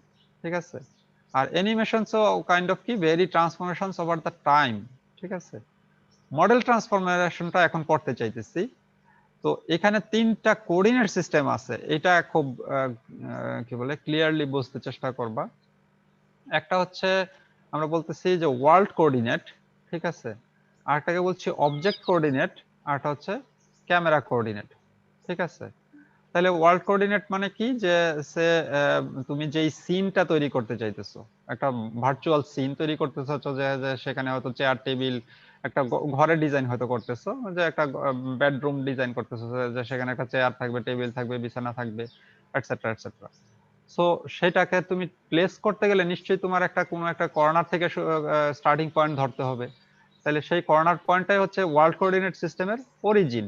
এবং নিশ্চয়ই তুমি কোনো একদিকে এক্স ওয়াই জেড কল্পনা করবা, যে এদিকে তাহলে এক্স, এদিকে ওয়াই এন্ড জেড, কারণ এগুলো তো তুমি ডিফাইন করবা ইউজিং নাম্বারস। ঠিক আছে, যে হ্যাঁ এটা এত ইউনিট দূরে বসবে এক্স এর দিকে, এটা ওয়াই এর দিকে এতটুকু। তাহলে এটা হচ্ছে সেই ওয়ার্ল্ড কোঅর্ডিনেট। এখন আসো যে আসলে ওয়ার্ল্ড কোঅর্ডিনেটে প্লেস করাটাই হচ্ছে মডেলিং ট্রান্সফরমেশন। তাহলে যখন আসো তাহলে অবজেক্ট কোঅর্ডিনেট আবার কি? তাহলে অবজেক্ট কোঅর্ডিনেট হচ্ছে যে হ্যাঁ তুমি যখন চেয়ারটা ডিজাইন করতেছিলা তখনও তো তুমি একটা কি তার কোঅর্ডিনেট সিস্টেম কল্পনা করতে হবে, যে সে আমি একটা চেয়ার বানাবো, চেয়ারের একটা লেগ এখানে থাকবে, আরেকটা লেগ এদিকে থাকবে, তারপরে আরেকটা এদিকে থাকবে এন্ড সো অন। আমি ভালো চেয়ার বানাইতে পারছি না হয়তো, ঠিক আছে, উল্টা দিকে আঁকলাম। তাহলে যেভাবে আঁকছি, তাহলে এটা এটা এটা একটা চেয়ার ডিজাইন করতে চেষ্টা করলাম। ঠিক আছে, যে এই চেয়ারটা যখন আমরা ডিজাইন করছি তাহলে চেয়ারের একটা নিশ্চয়ই কোঅর্ডিনেট সিস্টেম, যে হ্যাঁ তাহলে এটা হচ্ছে কি যে ধরো যে আমাদের বাস্তবে যদি বলি যে কি বলে কার্পেন্টারের ঘরে তাকে যখন বলে আসছো তুমি চেয়ার বানাইতে, তাহলে সে তো যখন চেয়ার বানাইছে সে নরমালি আমরা যেটা বানাই বানানোর ইয়া করি, সে ধরলো যে সামনের পাটা 1.5 ফিট হবে, পিছনের পাটা 3 ফিট হবে, এইরকম করে, তাই না, ফিটে মাইপা নিয়ে আসলো। এখন তুমি চেয়ার সে বানায় দিল, বানানোর পরে তুমি হয়তো আইনা ঘরে রাখতেছো, তুমি এবার কি করলা, ঘরের কর্নার চিন্তা করলা একটা জায়গায়, এবং সেখান থেকে তুমি এবার বললা যে হ্যাঁ এই চেয়ারটা 1 মিটার দূরে থাকবে, আরেকটা এক্স বরাবর, ওয়াই বরাবর এটুকু দূরে থাকবে। তো এখানে তোমার কোঅর্ডিনেট সিস্টেমের স্কেল কিন্তু ডিফারেন্ট, মিটারে মাপতেছো, সে ফুটে মাপছে। ঠিক আছে, এবং মজার বিষয় হচ্ছে যে তুমি কিন্তু চেয়ারকে এনে কিভাবে রাখতে পারো, বিভিন্ন ওরিয়েন্টেশনে ঘুরায় রাখতে পারো। ঠিক আছে, এবং যেহেতু এটা আর্টিফিশিয়াল অবজেক্ট, সফট অবজেক্ট, ঠিক আছে, তুমি চাইলে এটাকে চাপ দিয়ে ছোটও বানায় ফেলতে পারো। ঠিক আছে, যেটা বাস্তব 3D রিয়েল অবজেক্টে তুমি হয়তো পারো না, কিন্তু এখানে এটা সম্ভব। ঠিক আছে? তাহলে এই মডেলিং ট্রান্সফরমেশন সেটাই করে থাকে যে একটা অবজেক্ট কোঅর্ডিনেট সিস্টেমে ডিফাইন্ড আছে, তাকে ওয়ার্ল্ড কোঅর্ডিনেট সিস্টেমে প্লেস করে। ঠিক আছে, এখন আসলে যে এইটা কাজ যখন হলো, এই কাজটাই actually modelling. Build complex models by positioning simple components, transform from object coordinates to world coordinates, যেটা বললাম। এবার আসলে তুমি একটা সিন তৈরি করছো, যেটা আমরা আগেও বলছি, সিন তৈরি করলাম। তো তাহলে একটা সিনের কি বলে, তুমি যেই জায়গা থেকে দেখছো, তো দেখছো বলতে কি যে সে ছবি তুলতেছো, আমরা তো চাইতেছি আলটিমেটলি আর্টিফিশিয়াল ছবি তৈরি করতে। তাহলে নিশ্চয়ই এখানে একটা ভার্চুয়াল ক্যামেরা আছে। তাহলে ক্যামেরাটা কোথায় লোকেটেড এবং ক্যামেরা কোন দিকে পয়েন্টেড, তার উপরে নির্ভর করে কিন্তু সিনটা ভিন্ন রকম হবে, তাই না? যে সিনের ক্যাপচার আউটপুটটা, সিনে হয়তো অনেক কিছু আছে, তো তুমি ক্যামেরাটাকে হয়তো কোনো এক জায়গায় প্লেস করতেছো, তাহলে সিনের, তাহলে যেই জায়গায় প্লেস করতেছো সেটাকে বলছে ক্যামেরা কোঅর্ডিনেট অরিজিন, যে ক্যামেরাটার অরিজিন ওই জায়গায়, এবং ক্যামেরা যেই দিকে পয়েন্ট করে আছে নরমালি সেটা হচ্ছে জেড এক্সিস। ঠিক আছে, ক্যামেরা কোঅর্ডিনেটের জেড এক্সিস। ঠিক আছে, তাহলে এইগুলো মাধ্যমে অ্যাকচুয়ালি সিনটা কি হচ্ছে যে ক্যাপচার্ড হইতেছে, তার মধ্যে ভিন্নতা পাবে। তাহলে এই যখন আমরা এখানে এটাকে ক্যাপচার করব, আলটিমেটলি তো ক্যাপচার করা মানে কি, যে এখানে everything is actually defined as a point, 3D point actually, আর কিছুই না, ইজ এ নাম্বার। ঠিক আছে, তাহলে এই নাম্বারগুলোকে আমরা যখন অবজেক্ট ডিফাইন করতেছিলাম, সেই নাম্বারগুলোকে, পয়েন্টসগুলোকে কনভার্ট করে ওয়ার্ল্ড কোঅর্ডিনেটের সাপেক্ষে কনভার্ট করে ফেলা। ঠিক আছে, সেই নাম্বারটাকে চেঞ্জ করে এবার আগের নাম্বারটা হয়তো এই রেফারেন্সে ছিল, এখন এই রেফারেন্সে নিয়ে আসা। এখন যখন আমরা ক্যামেরাতে কনভার্ট করি, তখনও আসলে কি, যে এখানে একটা ওই নাম্বারগুলোকে এবার ওয়ার্ল্ডের সাপেক্ষে ছিল, এখন এটাকে আবার ক্যামেরার সাপেক্ষে নিয়ে আসা। ঠিক আছে, সো এভরিথিং অ্যাকচুয়ালি ট্রান্সফর্মিং হচ্ছে আর কি। তো এখানে ভিউইং ট্রান্সফরমেশনে সেটা করা হয়, placing the camera in the world and specifying transformation from world to camera. যে ওই যে আমাদের প্রত্যেকটা অবজেক্টস যে ওয়ার্ল্ড কোঅর্ডিনেটে ডিফাইন্ড ছিল, এটাকে ক্যামেরা কোঅর্ডিনেটে আবার ট্রান্সফর্ম করাটাই হচ্ছে ভিউইং ট্রান্সফর্ম, যেটা আমি পরে কভার করব, বাট আজকে ক্লু দিয়ে রাখা আর কি। আর এছাড়া অ্যানিমেশন আছে, সেটা আমরা যদি সময় হয় হয়তো দেখাবো, আদারওয়াইজ আই ডোন্ট নো আমাদের সময় হবে কি। সো এবার আসলে তাহলে আমরা মডেলিং ট্রান্সফরমেশন এবার ফেরত আসি। মডেলিং ট্রান্সফরমেশন অলরেডি বলছি, যেটা অবজেক্ট কোঅর্ডিনেটকে কি বলে, অবজেক্ট কোঅর্ডিনেট থেকে ওয়ার্ল্ড কোঅর্ডিনেটে প্লেস করে বা মুভ করায়। সেই মুভমেন্টটা we can do in two wedge.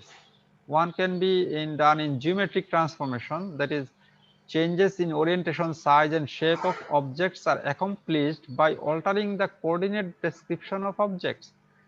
এটার সহজ ভাষায় বলি, যে ধরো যে তুমি বলতে চাচ্ছ কি, যে একটা অবজেক্ট একটা ঘরের কর্নার থেকে এক্স এর দিকে 3 ফিট, ওয়াই এর দিকে হয়তো 0 ফিট, জেড এর দিকে হয়তো 5 ফিট দূরে থাকবে। ঠিক আছে, এটা তোমার টার্গেট। ঠিক আছে, ধরো যে এই সিন থেকে এটার এতগুলো ইয়ে হয়ে গেছে, এটা একটু রিমুভ করে নিই। এটা কোথায়, ওগুলো কই, ইরেজ। তাহলে এখান থেকে যে এই অবজেক্টটাকে আমরা ঘরের সাপেক্ষে, এটা তোমার টার্গেট হচ্ছে যে এরকম দূরত্বে রাখা। ঠিক আছে, তোমার একটা অবজেক্ট ছিল সে সিম্পল কিউব। ঠিক আছে, এখন তুমি চাইতেছো যে এই অবজেক্টটাকে ঘরের কোঅর্ডিনেট সিস্টেমের সাপেক্ষে কোন একটা জায়গায় রাখা। এখন এই কাজটা you can do in two ways. Two ways বলতে কি, যে হ্যাঁ আমরা কোঅর্ডিনেট সিস্টেমটাই এমন ভাবে ডিফাইন করলাম যে অবজেক্ট থেকে এটাকে অত দূরে রাখলো। এটা হতে পারে যে না, অবজেক্টটাকে, অবজেক্টের কোঅর্ডিনেটস গুলোকে এমন ভাবে চেঞ্জ করলাম যেন এটা অবজেক্ট কোঅর্ডিনেট থেকে এত দূরে থাকে। কথা হয়তো গুলায় যাচ্ছে, ট্রিকি মনে হইতেছে। এটাকে আরো সহজ ভাষায় যদি উদাহরণ বলি, ধরো যে তোমরা গেম খেলো না আজকাল, গেম খেলো, বিভিন্ন রেসিং গেম স্পেশালি। কারণ রেসিং গেম একসময় আমি একটু খেলছি, এছাড়া তো আর উদাহরণ দিতে পারছি না। সেটা হচ্ছে কি, যে আমরা রেসিং গেম যখন খেলি, আমাদের ক্যামেরা ইয়ার মধ্যে যে আমাদের গাড়ি মুভ করতে থাকে, আর একটা হচ্ছে কি, যে আমাদের আমরা যখন গাড়ি দিয়ে মুভ করতে থাকি, আমাদের সিনটা মুভ করতে থাকে। তো ওইখানে আসলে কি হয়, ওইখানে কি আসলে গাড়ি মুভ করে না সিন মুভ করে? তোমাকে কিন্তু ফিলিংস দিচ্ছে যে তুমি গাড়ি নিয়ে দৌড়াইতেছো, তাই না? কিন্তু তুমি যদি লক্ষ্য করো যে তোমার ক্যামেরা কি বলে, গাড়ি কিন্তু অলওয়েজ স্ক্রিনের মাঝখানে বসে আছে, হোয়ারএজ তুমি ফিল করতেছো যে তুমি গাড়ি নিয়ে মুভ করছো। কিভাবে? By moving the scene. তোমার রাস্তার চারপাশের ইয়াটাকে মুভ করানো হচ্ছে, রাদার তোমার গাড়ি কিন্তু ফিক্সড, কিন্তু তুমি ফিল করতেছো গাড়ি মুভ করতেছে, এই জন্য তুমি ওইগুলো শিফট হইতেছে। বোঝা যাচ্ছে কথা? তাহলে ওইখানে যে যেই কাজটা করা হয় সেটাকে অ্যাকচুয়ালি বলা হচ্ছে কোঅর্ডিনেট ট্রান্সফর্ম। ঠিক আছে, ওইখানে কি হচ্ছে যে তোমার এটা এটা 2D তে বলি যে এটা একটা 2D কি বলে কোঅর্ডিনেট, এটার মধ্যে একার দূরত্ব এতখানি রাখতে হবে। ঠিক আছে, এখন দূরত্বটা আমি 5 ফিট বাড়াইতে চাই, যে কোঅর্ডিনেট থেকে এটা একটা দূরত্ব ছিল, এখান থেকে এদের দূরত্বটা 5 ফিট বাড়াইতে চাই। দুইটা ভাবে করতে পারি, যে অবজেক্টটাকেই আরো দূরে 5 ফিট নিয়ে গেলাম, আরটা হতে পারে কিনা অবজেক্ট জায়গায় রয়ে গেল, আমি কোঅর্ডিনেটটাকে রাদার 5 ফিট পিছাই দিলাম। ঠিক আছে, সো সেম ইফেক্ট, তখন দুইটা আলটিমেটলি মনে হবে যে কোঅর্ডিনেট থেকে সে এত দূরত্বে আছে। তাহলে এখানে এই দুইটা কাজই করা যেতে পারে, একটা হচ্ছে কোঅর্ডিনেট ট্রান্সফর্ম আর একটা হচ্ছে জিওমেট্রিক ট্রান্সফর্ম। জিওমেট্রিক ট্রান্সফর্ম সহজে বললাম কি, যে অবজেক্টটাকেই সরায় দেওয়া, আর কোঅর্ডিনেট ট্রান্সফরমেশন হচ্ছে যে কোঅর্ডিনেট সিস্টেমটাকে সরায় দেওয়া। কিন্তু আমরা যেটা পড়বো সেটা অ্যাকচুয়ালি জিওমেট্রিক ট্রান্সফরমেশন। ঠিক আছে, এখন আসলে আমরা যে এই জিওমেট্রিক ট্রান্সফরমেশন পড়তে গিয়া আমাদের একদম ভেরি বেসিক ফর্মের কিছু ট্রান্সফরমেশন দেখব। সেটাকে হচ্ছে একটাকে বলা হচ্ছে ট্রান্সলেশন, একটাকে হচ্ছে রোটেশন, একটা হচ্ছে স্কেলিং, আরো সাম আদার ফর্মের ট্রান্সফরমেশন আছে যেটাকে বলছে শিয়ার এন্ড মিরর রিফ্লেকশন, এবং এইগুলো আমরা কভার করব। কেন? তাহলে এটা হচ্ছে কি, যে আসলে যে সিম্পল যে একটা অবজেক্ট আমরা কি কি করতে পারি সেখান থেকে আসলে এগুলো কিন্তু আসছে, ভেরি বেসিক ফর্ম গুলো। ঠিক আছে, একটা হতে পারে কি, যে ওকে অবজেক্টটা হয়তো কোঅর্ডিনেট সিস্টেমের অরিজিনে ছিল, আমরা এটাকে সিম্পলি কোনো এক জায়গায় সরায় রাখতে পারি। ঠিক আছে, কোন এক জায়গায় সরায় রাখা মানে কি, যে এটা নিশ্চয়ই একটা আগের কোঅর্ডিনেট সিস্টেম ছিল এক্স ওল্ড ওয়াই ওল্ড, এখন নতুন পজিশনটা হতে পারে কি, যে এটার সাথে এক্স এর দিকে সাম পরিমাণ ডিসপ্লেসমেন্ট থাকবে, ওয়াই এর দিকে সাম পরিমাণ ডিসপ্লেসমেন্ট থাকবে। So this is the new positions. ঠিক আছে, তাহলে এটা কি করলাম আমরা, সাম মুভমেন্ট করলাম, তাহলে এই মুভমেন্টটা আমরা করতে পারি একটা সিনের প্রয়োজনে। তাহলে সেই মুভমেন্টটাকে আমরা বলছি একটা বেসিক লেভেলের ট্রান্সফরমেশন, যেটাকে নাম দেওয়া হচ্ছে ট্রান্সলেশন। তাহলে এটাকে যদি আমরা ম্যাথমেটিক্যালি করতে চাই তাহলে কি করা লাগবে? ওকে, তাহলে তোমার লাগবে কি, অবশ্যই আগে ধরে নাম যে অবজেক্টটাকে সরাইতে চাচ্ছি, তাহলে অবজেক্টের এটা একটা অবজেক্ট, সিম্পল একটা ঘরের হয়তো অবজেক্ট 2D, যেহেতু 2D তে আছি এক্স ওয়াই কোঅর্ডিনেট সিস্টেমে, এই অবজেক্টটাকে আমরা সিম্পলি হয়তো 5টা ভার্টেক্স দিয়ে ডিফাইন করলাম। ঠিক আছে, এখানে 4টা আর এটা একটা, 5টা ভার্টেক্স দিয়ে অবজেক্টটাকে ডিফাইন করলাম। তাহলে আমরা চাইতেছি তার একটা নিউ পজিশন তৈরি করতে, তাহলে আমাদের কি কি দেওয়া থাকা লাগবে? তাহলে অবশ্যই অবজেক্টের ডেফিনিশন দেওয়া থাকা লাগবে, আর কি দেওয়া থাকা লাগবে, যে ওকে তুমি সরাইতে চাও, কোন দিকে সরাইতে চাও, কি পরিমাণ সরাইতে চাও। তাহলে সেটা, তাহলে এখানে যেহেতু টু ডাইমেনশনাল সিস্টেম, তাহলে আমাদেরকে এক্স এর দিকে ডিসপ্লেসমেন্ট দরকার, আর একটা দরকার হচ্ছে ওয়াই এর দিকে ডিসপ্লেসমেন্ট। তাহলে এই ইনফরমেশন গুলো যদি দেওয়া থাকে তাহলে কিন্তু আমাকে এবার নতুন পজিশন আমরা সিম্পলি ইউজিং দিস ম্যাথমেটিক্স, যে ওকে আমরা যেহেতু জানি কোঅর্ডিনেট সিস্টেমে সেটা জাস্ট সরানো movement, so we should add something. তাহলে এটা হবে কি, যে নিউ ভ্যালুটা হবে তাহলে কি প্রত্যেকটা কোঅর্ডিনেটেরই অফকোর্স, তাহলে এটা এক্স নিউ হবে কি, যে তার ওল্ড ভ্যালু প্লাস হচ্ছে তার যে ডিসপ্লেসমেন্ট করতে বলা হয়েছে। তাহলে এইভাবে যদি আমরা কোঅর্ডিনেটস গুলোকে সরাইয়ে তারপরে আবার অবজেক্টটা এঁকে দেই, তাহলেই কিন্তু আমাদের নতুন পজিশনে অবজেক্ট আঁকা হয়ে যাবে। অর্থাৎ আমাদের ওই 5টা কোঅর্ডিনেট দিয়ে যে অবজেক্ট আঁকা হয়েছিল সেটাকে সরাইতে বলা হয়েছে। তাহলে আমি কি করছি, সিম্পলি ওই ভার্টেক্স গুলোকে ডেফিনেশনটাকে কি বলে চেঞ্জ করতেছি নাম্বার গুলোকে, using these mathematics, and then simply we redraw। ফলে যেহেতু আমরা রিড্র করতেছি ইনে, এটা নতুন জায়গায় ড্র হয়ে যাচ্ছে। সো এটাই হচ্ছে কিন্তু translation, very simple 2D translation. তাহলে এটা গেল একটা আইডিয়া। এখন আসলে যে এটাকে যদি আমরা ম্যাথমেটিক্যালি, একটু আগে লিখলাম ম্যাথমেটিক্যাল ইকুয়েশন, এটাকে একটু আমরা অন্যভাবেও লিখতে পারি। সেটা হচ্ছে কি, যে ধরে নিলাম যে আমাদের যে ডিসপ্লেসমেন্ট ভেক্টরটা এটা ভেক্টর আকারে দেওয়া আর কি। ঠিক আছে, ভেক্টর, ভেক্টরের এরিয়া হচ্ছে কি, যে এটা tx i plus ty j, অর্থাৎ i j কি, i j হচ্ছে x অ্যাক্সিস এবং y অ্যাক্সিস বরাবর ইউনিট ভেক্টর। তাহলে tx হচ্ছে তার মান, যে ওই বরাবর কি পরিমাণ ডিসপ্লেসমেন্ট, আর ty হচ্ছে যে পরিমাণ ডিসপ্লেসমেন্ট। আর আমাদের যদি কোনো একটা পয়েন্ট p দেওয়া থাকে, তাহলে পয়েন্ট গুলো হচ্ছে যদি তার ভ্যালু xy হয়, ঠিক আছে, আর আমরা যে নতুন position after the displacement of this vector, ঠিক আছে, ওই ভেক্টর পরিমাণ ডিসপ্লেস করার পরে তার নতুন পজিশনটা যদি p প্রাইম হয়, তাহলে we can write like this as a vector notation। ঠিক আছে, যে তাহলে এটা ছিল আমাদের পি, ঠিক আছে, এটা হচ্ছে পি প্রাইম ধরে নিলাম যে এক্স ওয়াই, তাহলে পি প্রাইমটা হচ্ছে এক্স প্রাইম ওয়াই প্রাইম, আর টি দ্যাট ইজ এটা হচ্ছে ট্রান্সলেশন ভেক্টর বা ভি যাই বলি, ঠিক আছে, তার মধ্যে কম্পোনেন্ট হচ্ছে টি এক্স এবং টি ওয়াই।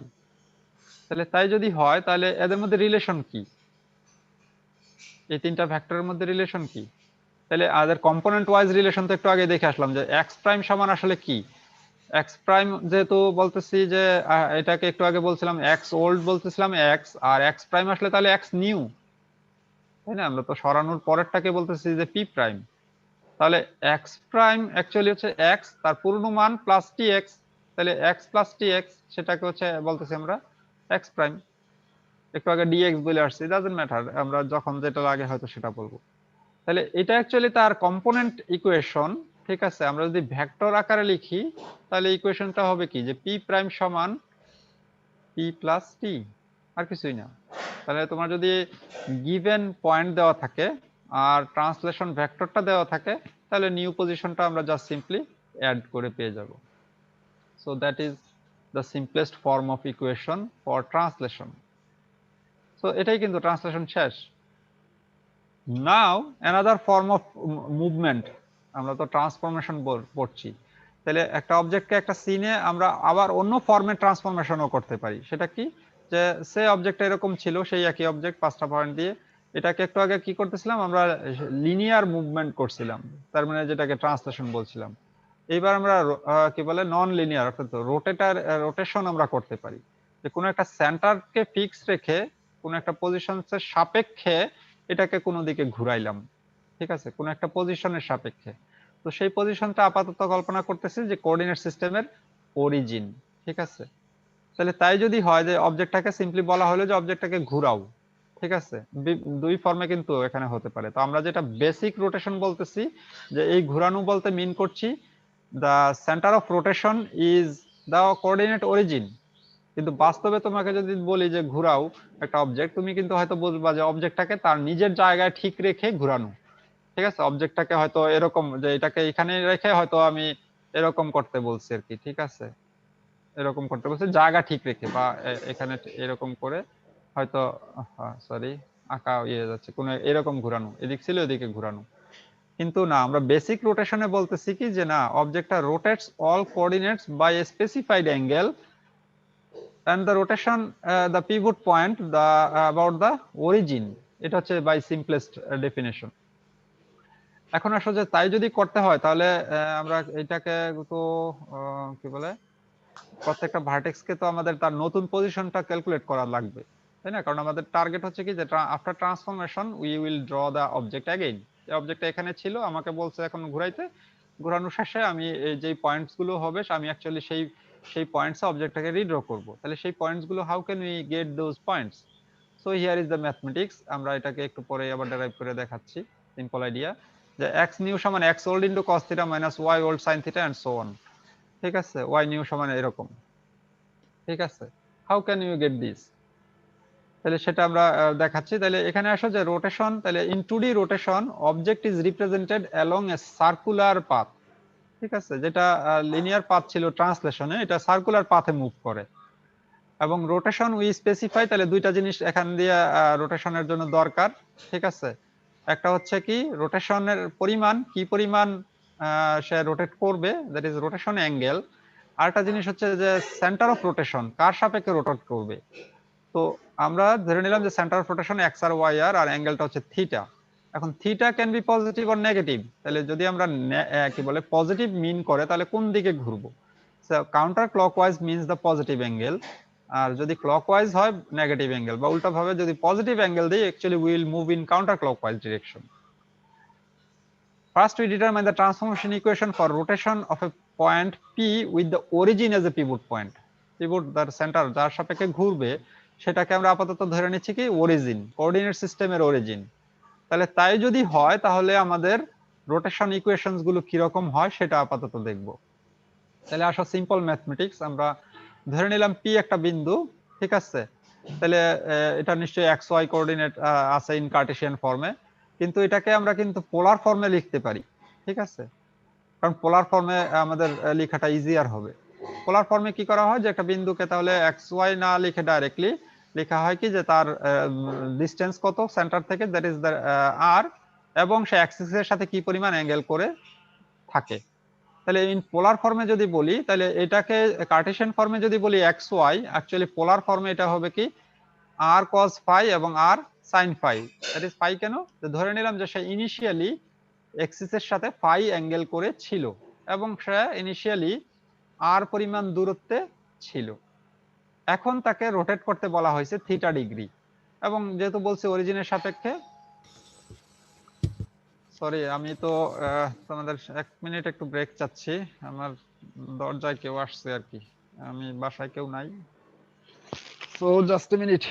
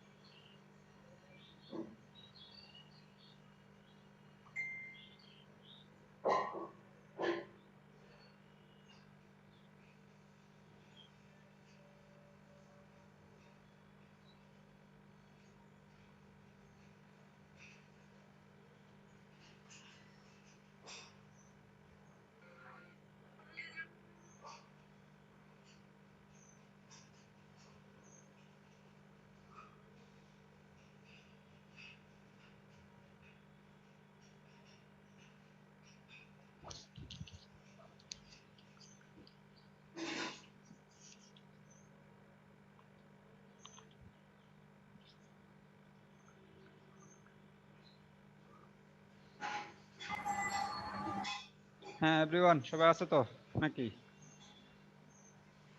শুনতে পাচ্ছ আমাকে? জি স্যার। ওকে, তাহলে আমরা ফেরত আসি যেখানে ছিলাম, যে 2D রোটেশন ইকুয়েশন গুলো দেখতে চাই।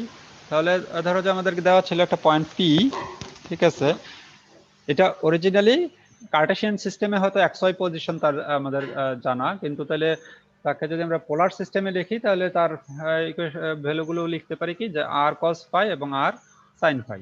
আর কি অ্যাকচুয়ালি আর হচ্ছে √x² + y², এটা তোমরা জানো এগুলো। আর ফাই হয়তো তার সাথে যে অ্যাঙ্গেল করে আছে সেগুলো আমরা চাইলে বের করতে পারবো। তাহলে পোলার ফর্মে লিখলে আমরা লিখি কি যে আর cos ফাই হচ্ছে আসলে x এর সমান আর sin ফাই হচ্ছে y এর সমান। তাহলে যেহেতু আমাদেরকে রোটেশন করব সেজন্য আমরা পোলার ফর্মে লিখলে ইকুয়েশন গুলো বের করা ইজি।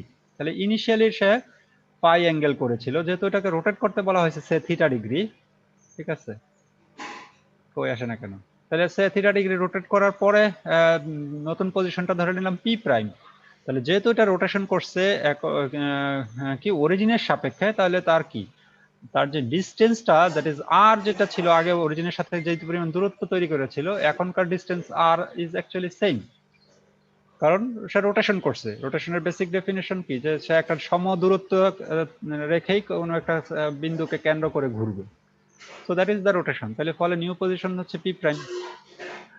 তাহলে তার মধ্যে অন্তত একটা জিনিস হচ্ছে কি যে থিটা আরটা সেম, এখন সে আগের থেকে সে থিটা পরিমাণ ঘুরছে, তাহলে এখন এক্সিস এর সাথে অ্যাঙ্গেল করে আছে কি পরিমাণ, তাহলে টোটাল অ্যাঙ্গেল, তাহলে আগে ছিল ফাই আর এখন ছিল এখন ঘুরছে আরো থিটা, তাহলে মোট অ্যাঙ্গেল থিটা প্লাস ফাই করে আছে। তাহলে নতুন পজিশন যদি এক্স প্রাইম ওয়াই প্রাইম হয়, ঠিক আছে, যেটা অ্যাকচুয়ালি আননোন, আমি সেটাকেই ইয়া করতে চাই, তাহলে সেটা সমান আসলে কি যে আর কস ফাই প্লাস থিটা এবং r sine phi plus theta, যেহেতু টোটাল অ্যাঙ্গেলটা এখন থিটা এবং প্লাস ফাই, কিন্তু ফাইটাও কিন্তু আননোন, ফাইটা তো আমরা ধরে নিছিলাম জানি না কত, কিন্তু আসলে এটা দরকার নাই। ইনিশিয়াল পজিশনটা একটু পরে আমরা দেখবো যে একে ম্যানিপুলেট করলে আমরা এটাকে বাদ দিয়ে দিতে পারি অ্যাকচুয়ালি, ঠিক আছে।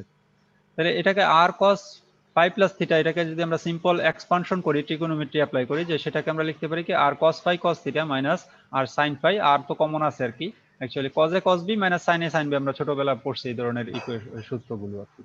তাহলে এক্স প্রাইম সমান r cos phi cos theta minus r sine phi sine theta, আর ওয়াই প্রাইম সমান r cos phi sine theta, এটাকে সাইনেরটাকে যদি এক্সপান্ড করি, এটা actually sine A cos B হয় এবং কজ সাইন বি হয়, তো আমরা ফাই গুলোকে একটু আগে এনে লিখছি আর কি ইচ্ছা করে, প্লাস আর sine phi cos theta.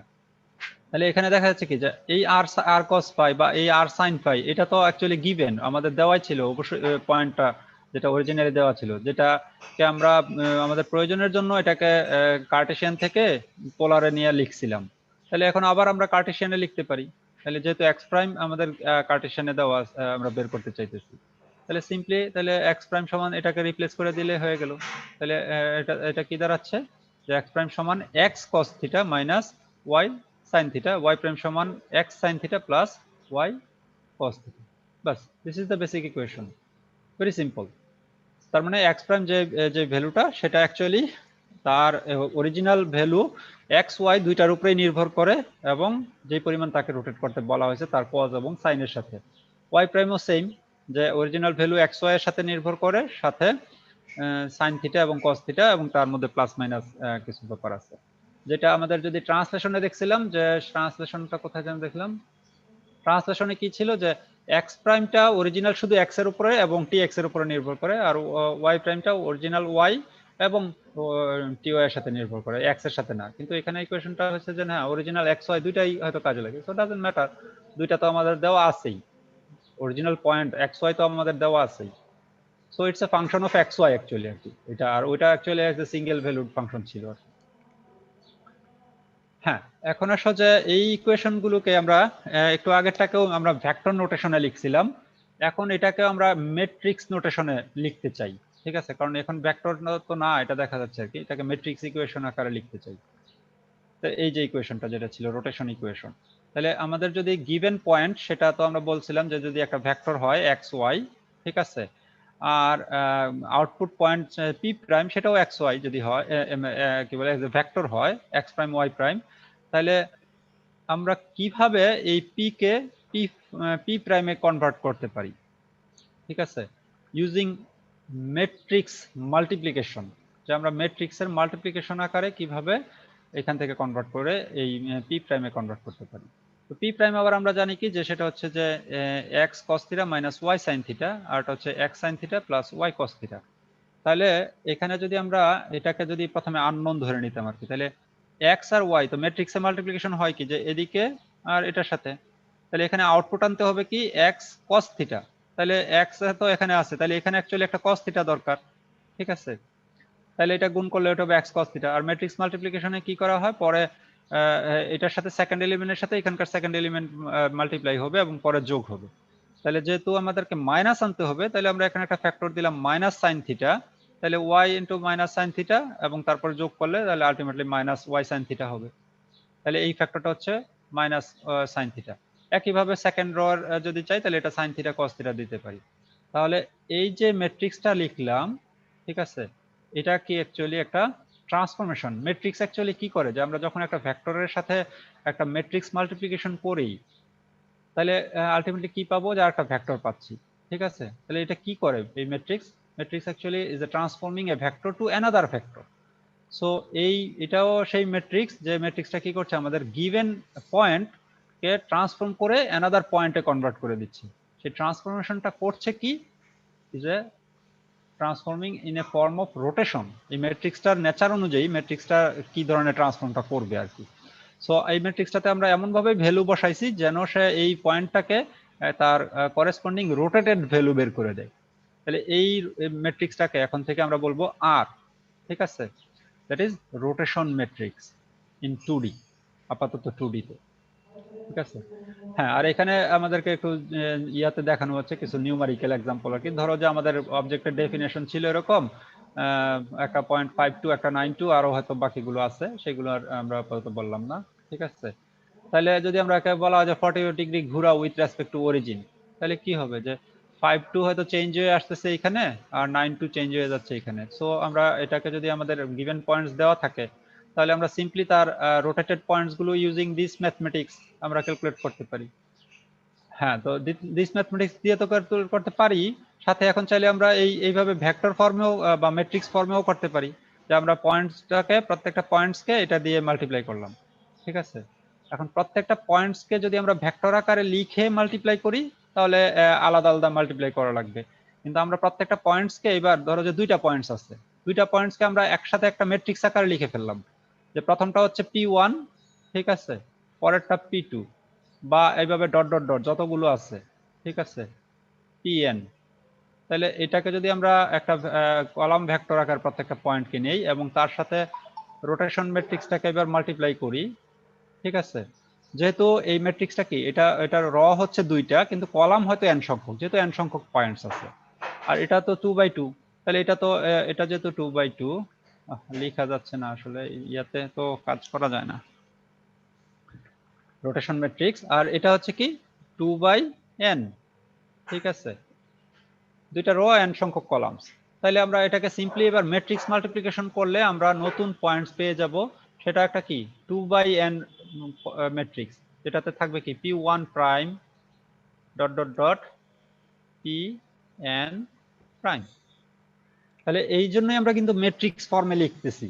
Matrix ফর্মে লেখা মানে হচ্ছে যে আমরা সহজে কাজগুলোকে বোঝানোর জন্য বা পরবর্তীতে যখন ওই যে গ্রাফিক্স প্রসেসিং এর হাতে দিলে, গ্রাফিক্স প্রসেসরের হাতে আমরা একটা স্টেজে দিয়ে দিলাম যে এই নাও তোমার পয়েন্টস, এইগুলো হচ্ছে মোট ভার্টেক্সের ডেফিনেশন, আর তখন সে কি করবে যে ভার্টেক্সের ডেফিনেশনকে তার কি করতে হবে বলতেছে রোটেশন করা লাগবে। তাহলে ভার্টেক্সের ডেফিনেশনকে আমরা সেকেন্ড স্টেজে রোটেশন ট্রান্সফরমেশন ম্যাট্রিক্স দিয়ে দিলাম ডিফাইন করে, তাহলে এসে আউটপুট দিয়ে দিবে সিম্পলি যে ওকে নাও এই নাও তাহলে তোমার কি বলে রোটেটেড পয়েন্টস, ঠিক আছে। তাহলে সে সিম্পলি কি করবে ম্যাট্রিক্স মাল্টিপ্লিকেশন করে দিয়ে কাজটা উদ্ধার করে ফেলবে। আমাদের n সংখ্যক পয়েন্টস সবাইকে সে একটা ম্যাট্রিক্স মাল্টিপ্লিকেশনের মাধ্যমে সে কিন্তু করে ফেলবে। সো ম্যাট্রিক্স মাল্টিপ্লিকেশন গ্রাফিক্স সিস্টেমে বা যে কোনো ইয়াতে যে লিনিয়ার অ্যালজেব্রাতে কিন্তু আমরা এই ধরনের অপারেট গুলো করতে চাই। Matrix is a linear form, linear অ্যালজেব্রাতে আমরা স্টাডি করি। So this is rotation in 2D। হ্যাঁ, এখানে আমরা আপাতত পড়লাম সিম্পলি যে রোটেশন অ্যাবাউট অরিজিন। কয়টা বাজে আর কি টাইম আছে? হ্যাঁ, আমরা এটাকে একটু শেষ করে দিই একবারে, এটা বেসিক ইয়েটা আমরা পরে হয়তো দেখবো যে রোটেশন অ্যাবাউট আরবিট্রারি পয়েন্ট। আরেকটা বেসিক অপারেশন সেটাকে আমরা বলছি স্কেলিং, ঠিক আছে। যেহেতু এটা আমাদের object definition is kind of soft object, মানে সিম্পল কোঅর্ডিনেট সিস্টেম, ঠিক আছে। তাহলে স্কেলিং হচ্ছে কি যে অবজেক্টকে অল্টার করা, তার সাইজকে চেঞ্জ করা, ঠিক আছে, সাইজকে ছোট অথবা বড় করা, ঠিক আছে। তাহলে এটাকে বলছি আমরা scaling. Scaling alters the size of an object. Transform coordinates, that is p prime, are found by multiplying the coordinate values of p. Simple. তাহলে কি বলছি যে তার যে ট্রান্সফর্ম ভ্যালুটা হবে সেটাকে কি করা হয় যে আমাদের একটা মাল্টিপ্লিকেশন ফ্যাক্টর বা স্কেলিং ফ্যাক্টর দেওয়া থাকবে, সেটা হচ্ছে sx এবং sy, যেহেতু 2D, যেটা দিয়ে আমরা কি করব তার করেসপন্ডিং ফ্যাক্টর গুলোকে, কোঅর্ডিনেট পয়েন্টস গুলোকে মাল্টিপ্লাই করব, এবং মাল্টিপ্লাই করলে যে আউটপুটটা আসবে সেটা হচ্ছে তার ট্রান্সফর্ম কোঅর্ডিনেটস, ঠিক আছে। তাহলে এটাকে বলছি আমরা সিম্পল ডেফিনেশন যে স্কেলিং। তাহলে কি হচ্ছে যে এই ইকুয়েশন আকারে যদি লিখি আমরা, তো এখানে বলছি তাহলে আমাদের যদি এক্স এবং ওয়াই দেওয়া থাকে, এবং এক্স ওয়াই তো তাহলে পয়েন্টস অফকোর্স দেওয়াই থাকা লাগবে, আর যদি কি পরিমাণ তাকে মাল্টিপ্লাই করব সেটা দেওয়া থাকে এস এক্স এবং এস ওয়াই, তাহলে এক্স কে এস এক্স দিয়ে মাল্টিপ্লাই করলে আমরা এক্স প্রাইম পেয়ে যাব, এবং ওয়াই কে এস ওয়াই দিয়ে মাল্টিপ্লাই করলে ওয়াই প্রাইম পেয়ে যাব, ঠিক আছে। ম্যাট্রিক্স ফর্মে যদি লিখি, তাহলে ম্যাট্রিক্স ফর্মে আমরা যদি লিখি যে পি হচ্ছে এক্স ওয়াই, ঠিক আছে, এই যে ভেক্টর পি প্রাইম ও তাহলে এক্স কি বলে প্রাইম ওয়াই প্রাইম, বা এক্স প্রাইম মানে x dot s x, y সমান হচ্ছে ওয়াই প্রাইম হচ্ছে ওয়াই ডট এস ওয়াই। তাহলে স্কেলিং ম্যাট্রিক্সটা কেমন হতে হবে, ঠিক আছে। তাহলে স্কেলিং ম্যাট্রিক্স এখানে দেখা যাচ্ছে কি যে এক্স প্রাইম অনলি নির্ভর করছে এক্স এর উপরে, ওয়াই এখানে কোনো কম্পোনেন্ট নাই। তাহলে এক্স কে মাল্টিপ্লাই করতে আমরা যদি দরকার হয় তাহলে এস এক্স দিয়ে মাল্টিপ্লাই করলাম, আর ওয়াই যেহেতু নাই তাহলে ওয়াই কে 0 দিয়ে মাল্টিপ্লাই করলাম, ফলে দুটো আলটিমেটলি শেষ পর্যন্ত আমাকে আউটপুট দেবে এক্স ডট এস এক্স। তাহলে সেম ভাবে দ্বিতীয়টা যে 0 এস ওয়াই যদি হয় তাহলে এটাকে কি বলে আউটপুট দিবে y dot s y. So এখানেও আমরা কি করলাম যে একটা ম্যাট্রিক্স নিয়ে আসলাম, যে ম্যাট্রিক্সটা আমাকে একটা গিভেন পয়েন্ট যদি থাকে তার সাথে এই ম্যাট্রিক্স মাল্টিপ্লাই করি, সেটা আমাকে স্কেলড আউটপুট দিবে। ম্যাট্রিক্সটার চেহারাটা কিরকম, ম্যাট্রিক্সটা একটা ডায়াগোনাল ম্যাট্রিক্স, ঠিক আছে, যার ডায়াগোনাল বরাবর গুলো আছে কি তার স্কেল ফ্যাক্টর গুলো, ঠিক আছে। ফর এক্সাম্পল যে এই অবজেক্টটা যদি 2 1 এবং 3 1 হয়, এটাকে আমরা হয়তো বললাম যে দ্বিগুণ করো, ঠিক আছে। সিম্পলি কি এক্স এর দিকে, হ্যাঁ এক্স এর দিকে ডাবল এবং ওয়াই এর দিকে ডাবল, ঠিক আছে। তাহলে না 3 গুণ করলাম, দ্বিগুণ করলাম, আমি ভুলে যাচ্ছি, এটা এক্স কে 3 দিয়ে গুণ করলে 6 হয়, হ্যাঁ 3 গুণ করছে ইনফ্যাক্ট, ঠিক আছে। তাহলে 3 গুণ করলাম, তাহলে কি করবো যে 3 গুণ এক্স এর এস এক্স এর মানও 3, এস ওয়াই এর মানও 3, তাহলে জাস্ট প্রত্যেকটা ভ্যালুকে 3 দিয়ে গুণ করলে বাস যেটা হয় সেটাই হচ্ছে অবজেক্টের নতুন skilled version. B remember, watch out, objects grow, যে অবজেক্ট বড় হয়েছে অ্যাজ ওয়েল এজ মুভ করে গেছে, ঠিক আছে। তো বেসিক স্কেলিং এ সেটা হয়, ঠিক আছে, সেটাকে আমরা পরে ঠিক করব। কিন্তু বেসিক স্কেলিং এ বলতে থাকি যে অবজেক্ট কোঅর্ডিনেটকে আমরা জাস্ট গুণ করে দিব, তাহলে যেটা হয় সেটাই হবে অবজেক্টের নতুন রিসাইজড ভার্সন। তো এখানে দেখা যাচ্ছে যে রিসাইজের সাথে সাথে আসলে অবজেক্টটাকে লোকেশন চেঞ্জ করে ফেলে। হ্যাঁ, এখানে আসলে যে এই sx এবং sy এর মান ক্যান বি ডিফারেন্ট, একটু আগে যেটা দেখলাম যে 3 গুণ, তো এরা যদি সেম হয় তখন আমরা বলি ইউনিফর্ম স্কেলিং, যদি ডিফারেন্ট হয় তখন বলি ডিফারেনশিয়াল স্কেলিং বা নন ইউনিফর্ম স্কেলিং। তাহলে এখানে দেখানো হচ্ছে যে sx এর মান 2, sy এর মান হাফ, যে এরকম একটা সিম্পল স্কয়ার আছে, ঠিক আছে, যেটা কে আমরা বলছি যে 2 গুণ করবে x বরাবর, আর y বরাবর হাফ করবে, তাহলে অবজেক্টটা এরকম হবে। এবং দেখো অবজেক্টের সেন্টার আগে যেখানে ছিল এখন কিন্তু অবজেক্টের সেন্টার চেঞ্জ হয়ে যাচ্ছে। সো এইগুলো আমরা সামনে দেখবো যে কিভাবে সেন্টার ঠিক রেখে মুভমেন্ট গুলো করা যায়। সো আজকে এটুকুই, আমরা তাহলে বেসিক ডেফিনেশনস গুলো পড়লাম, যে একদম ভেরি বেসিক ট্রান্সলেশন, রোটেশন এবং স্কেলিং, এই তিনটাই বেসিক অপারেশন, এবং এদের বিভিন্ন কম্বিনেশনের মাধ্যমে আমরা কিন্তু পরবর্তীতে কম্পোজিট ট্রান্সফরমেশন গুলো করব। সো এদেরকে বোঝা ইম্পর্টেন্ট। ওকে, এখান পর্যন্ত শেষ করি আমরা আজকে। অলরেডি তাও 4 মিনিট আমরা বেশি নিয়ে নিছি, এনে 4 মিনিট বেশি নিয়ে নিলেও তো আমরা শুরু করছিলাম 2-4 মিনিট লেটে আর কি। বাই দ্য ওয়ে, তাহলে কোনো কোশ্চেন থাকলে বলো আর কি।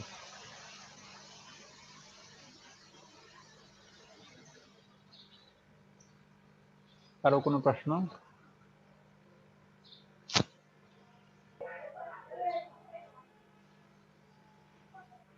ওকে, প্রশ্ন নাই তাই তো?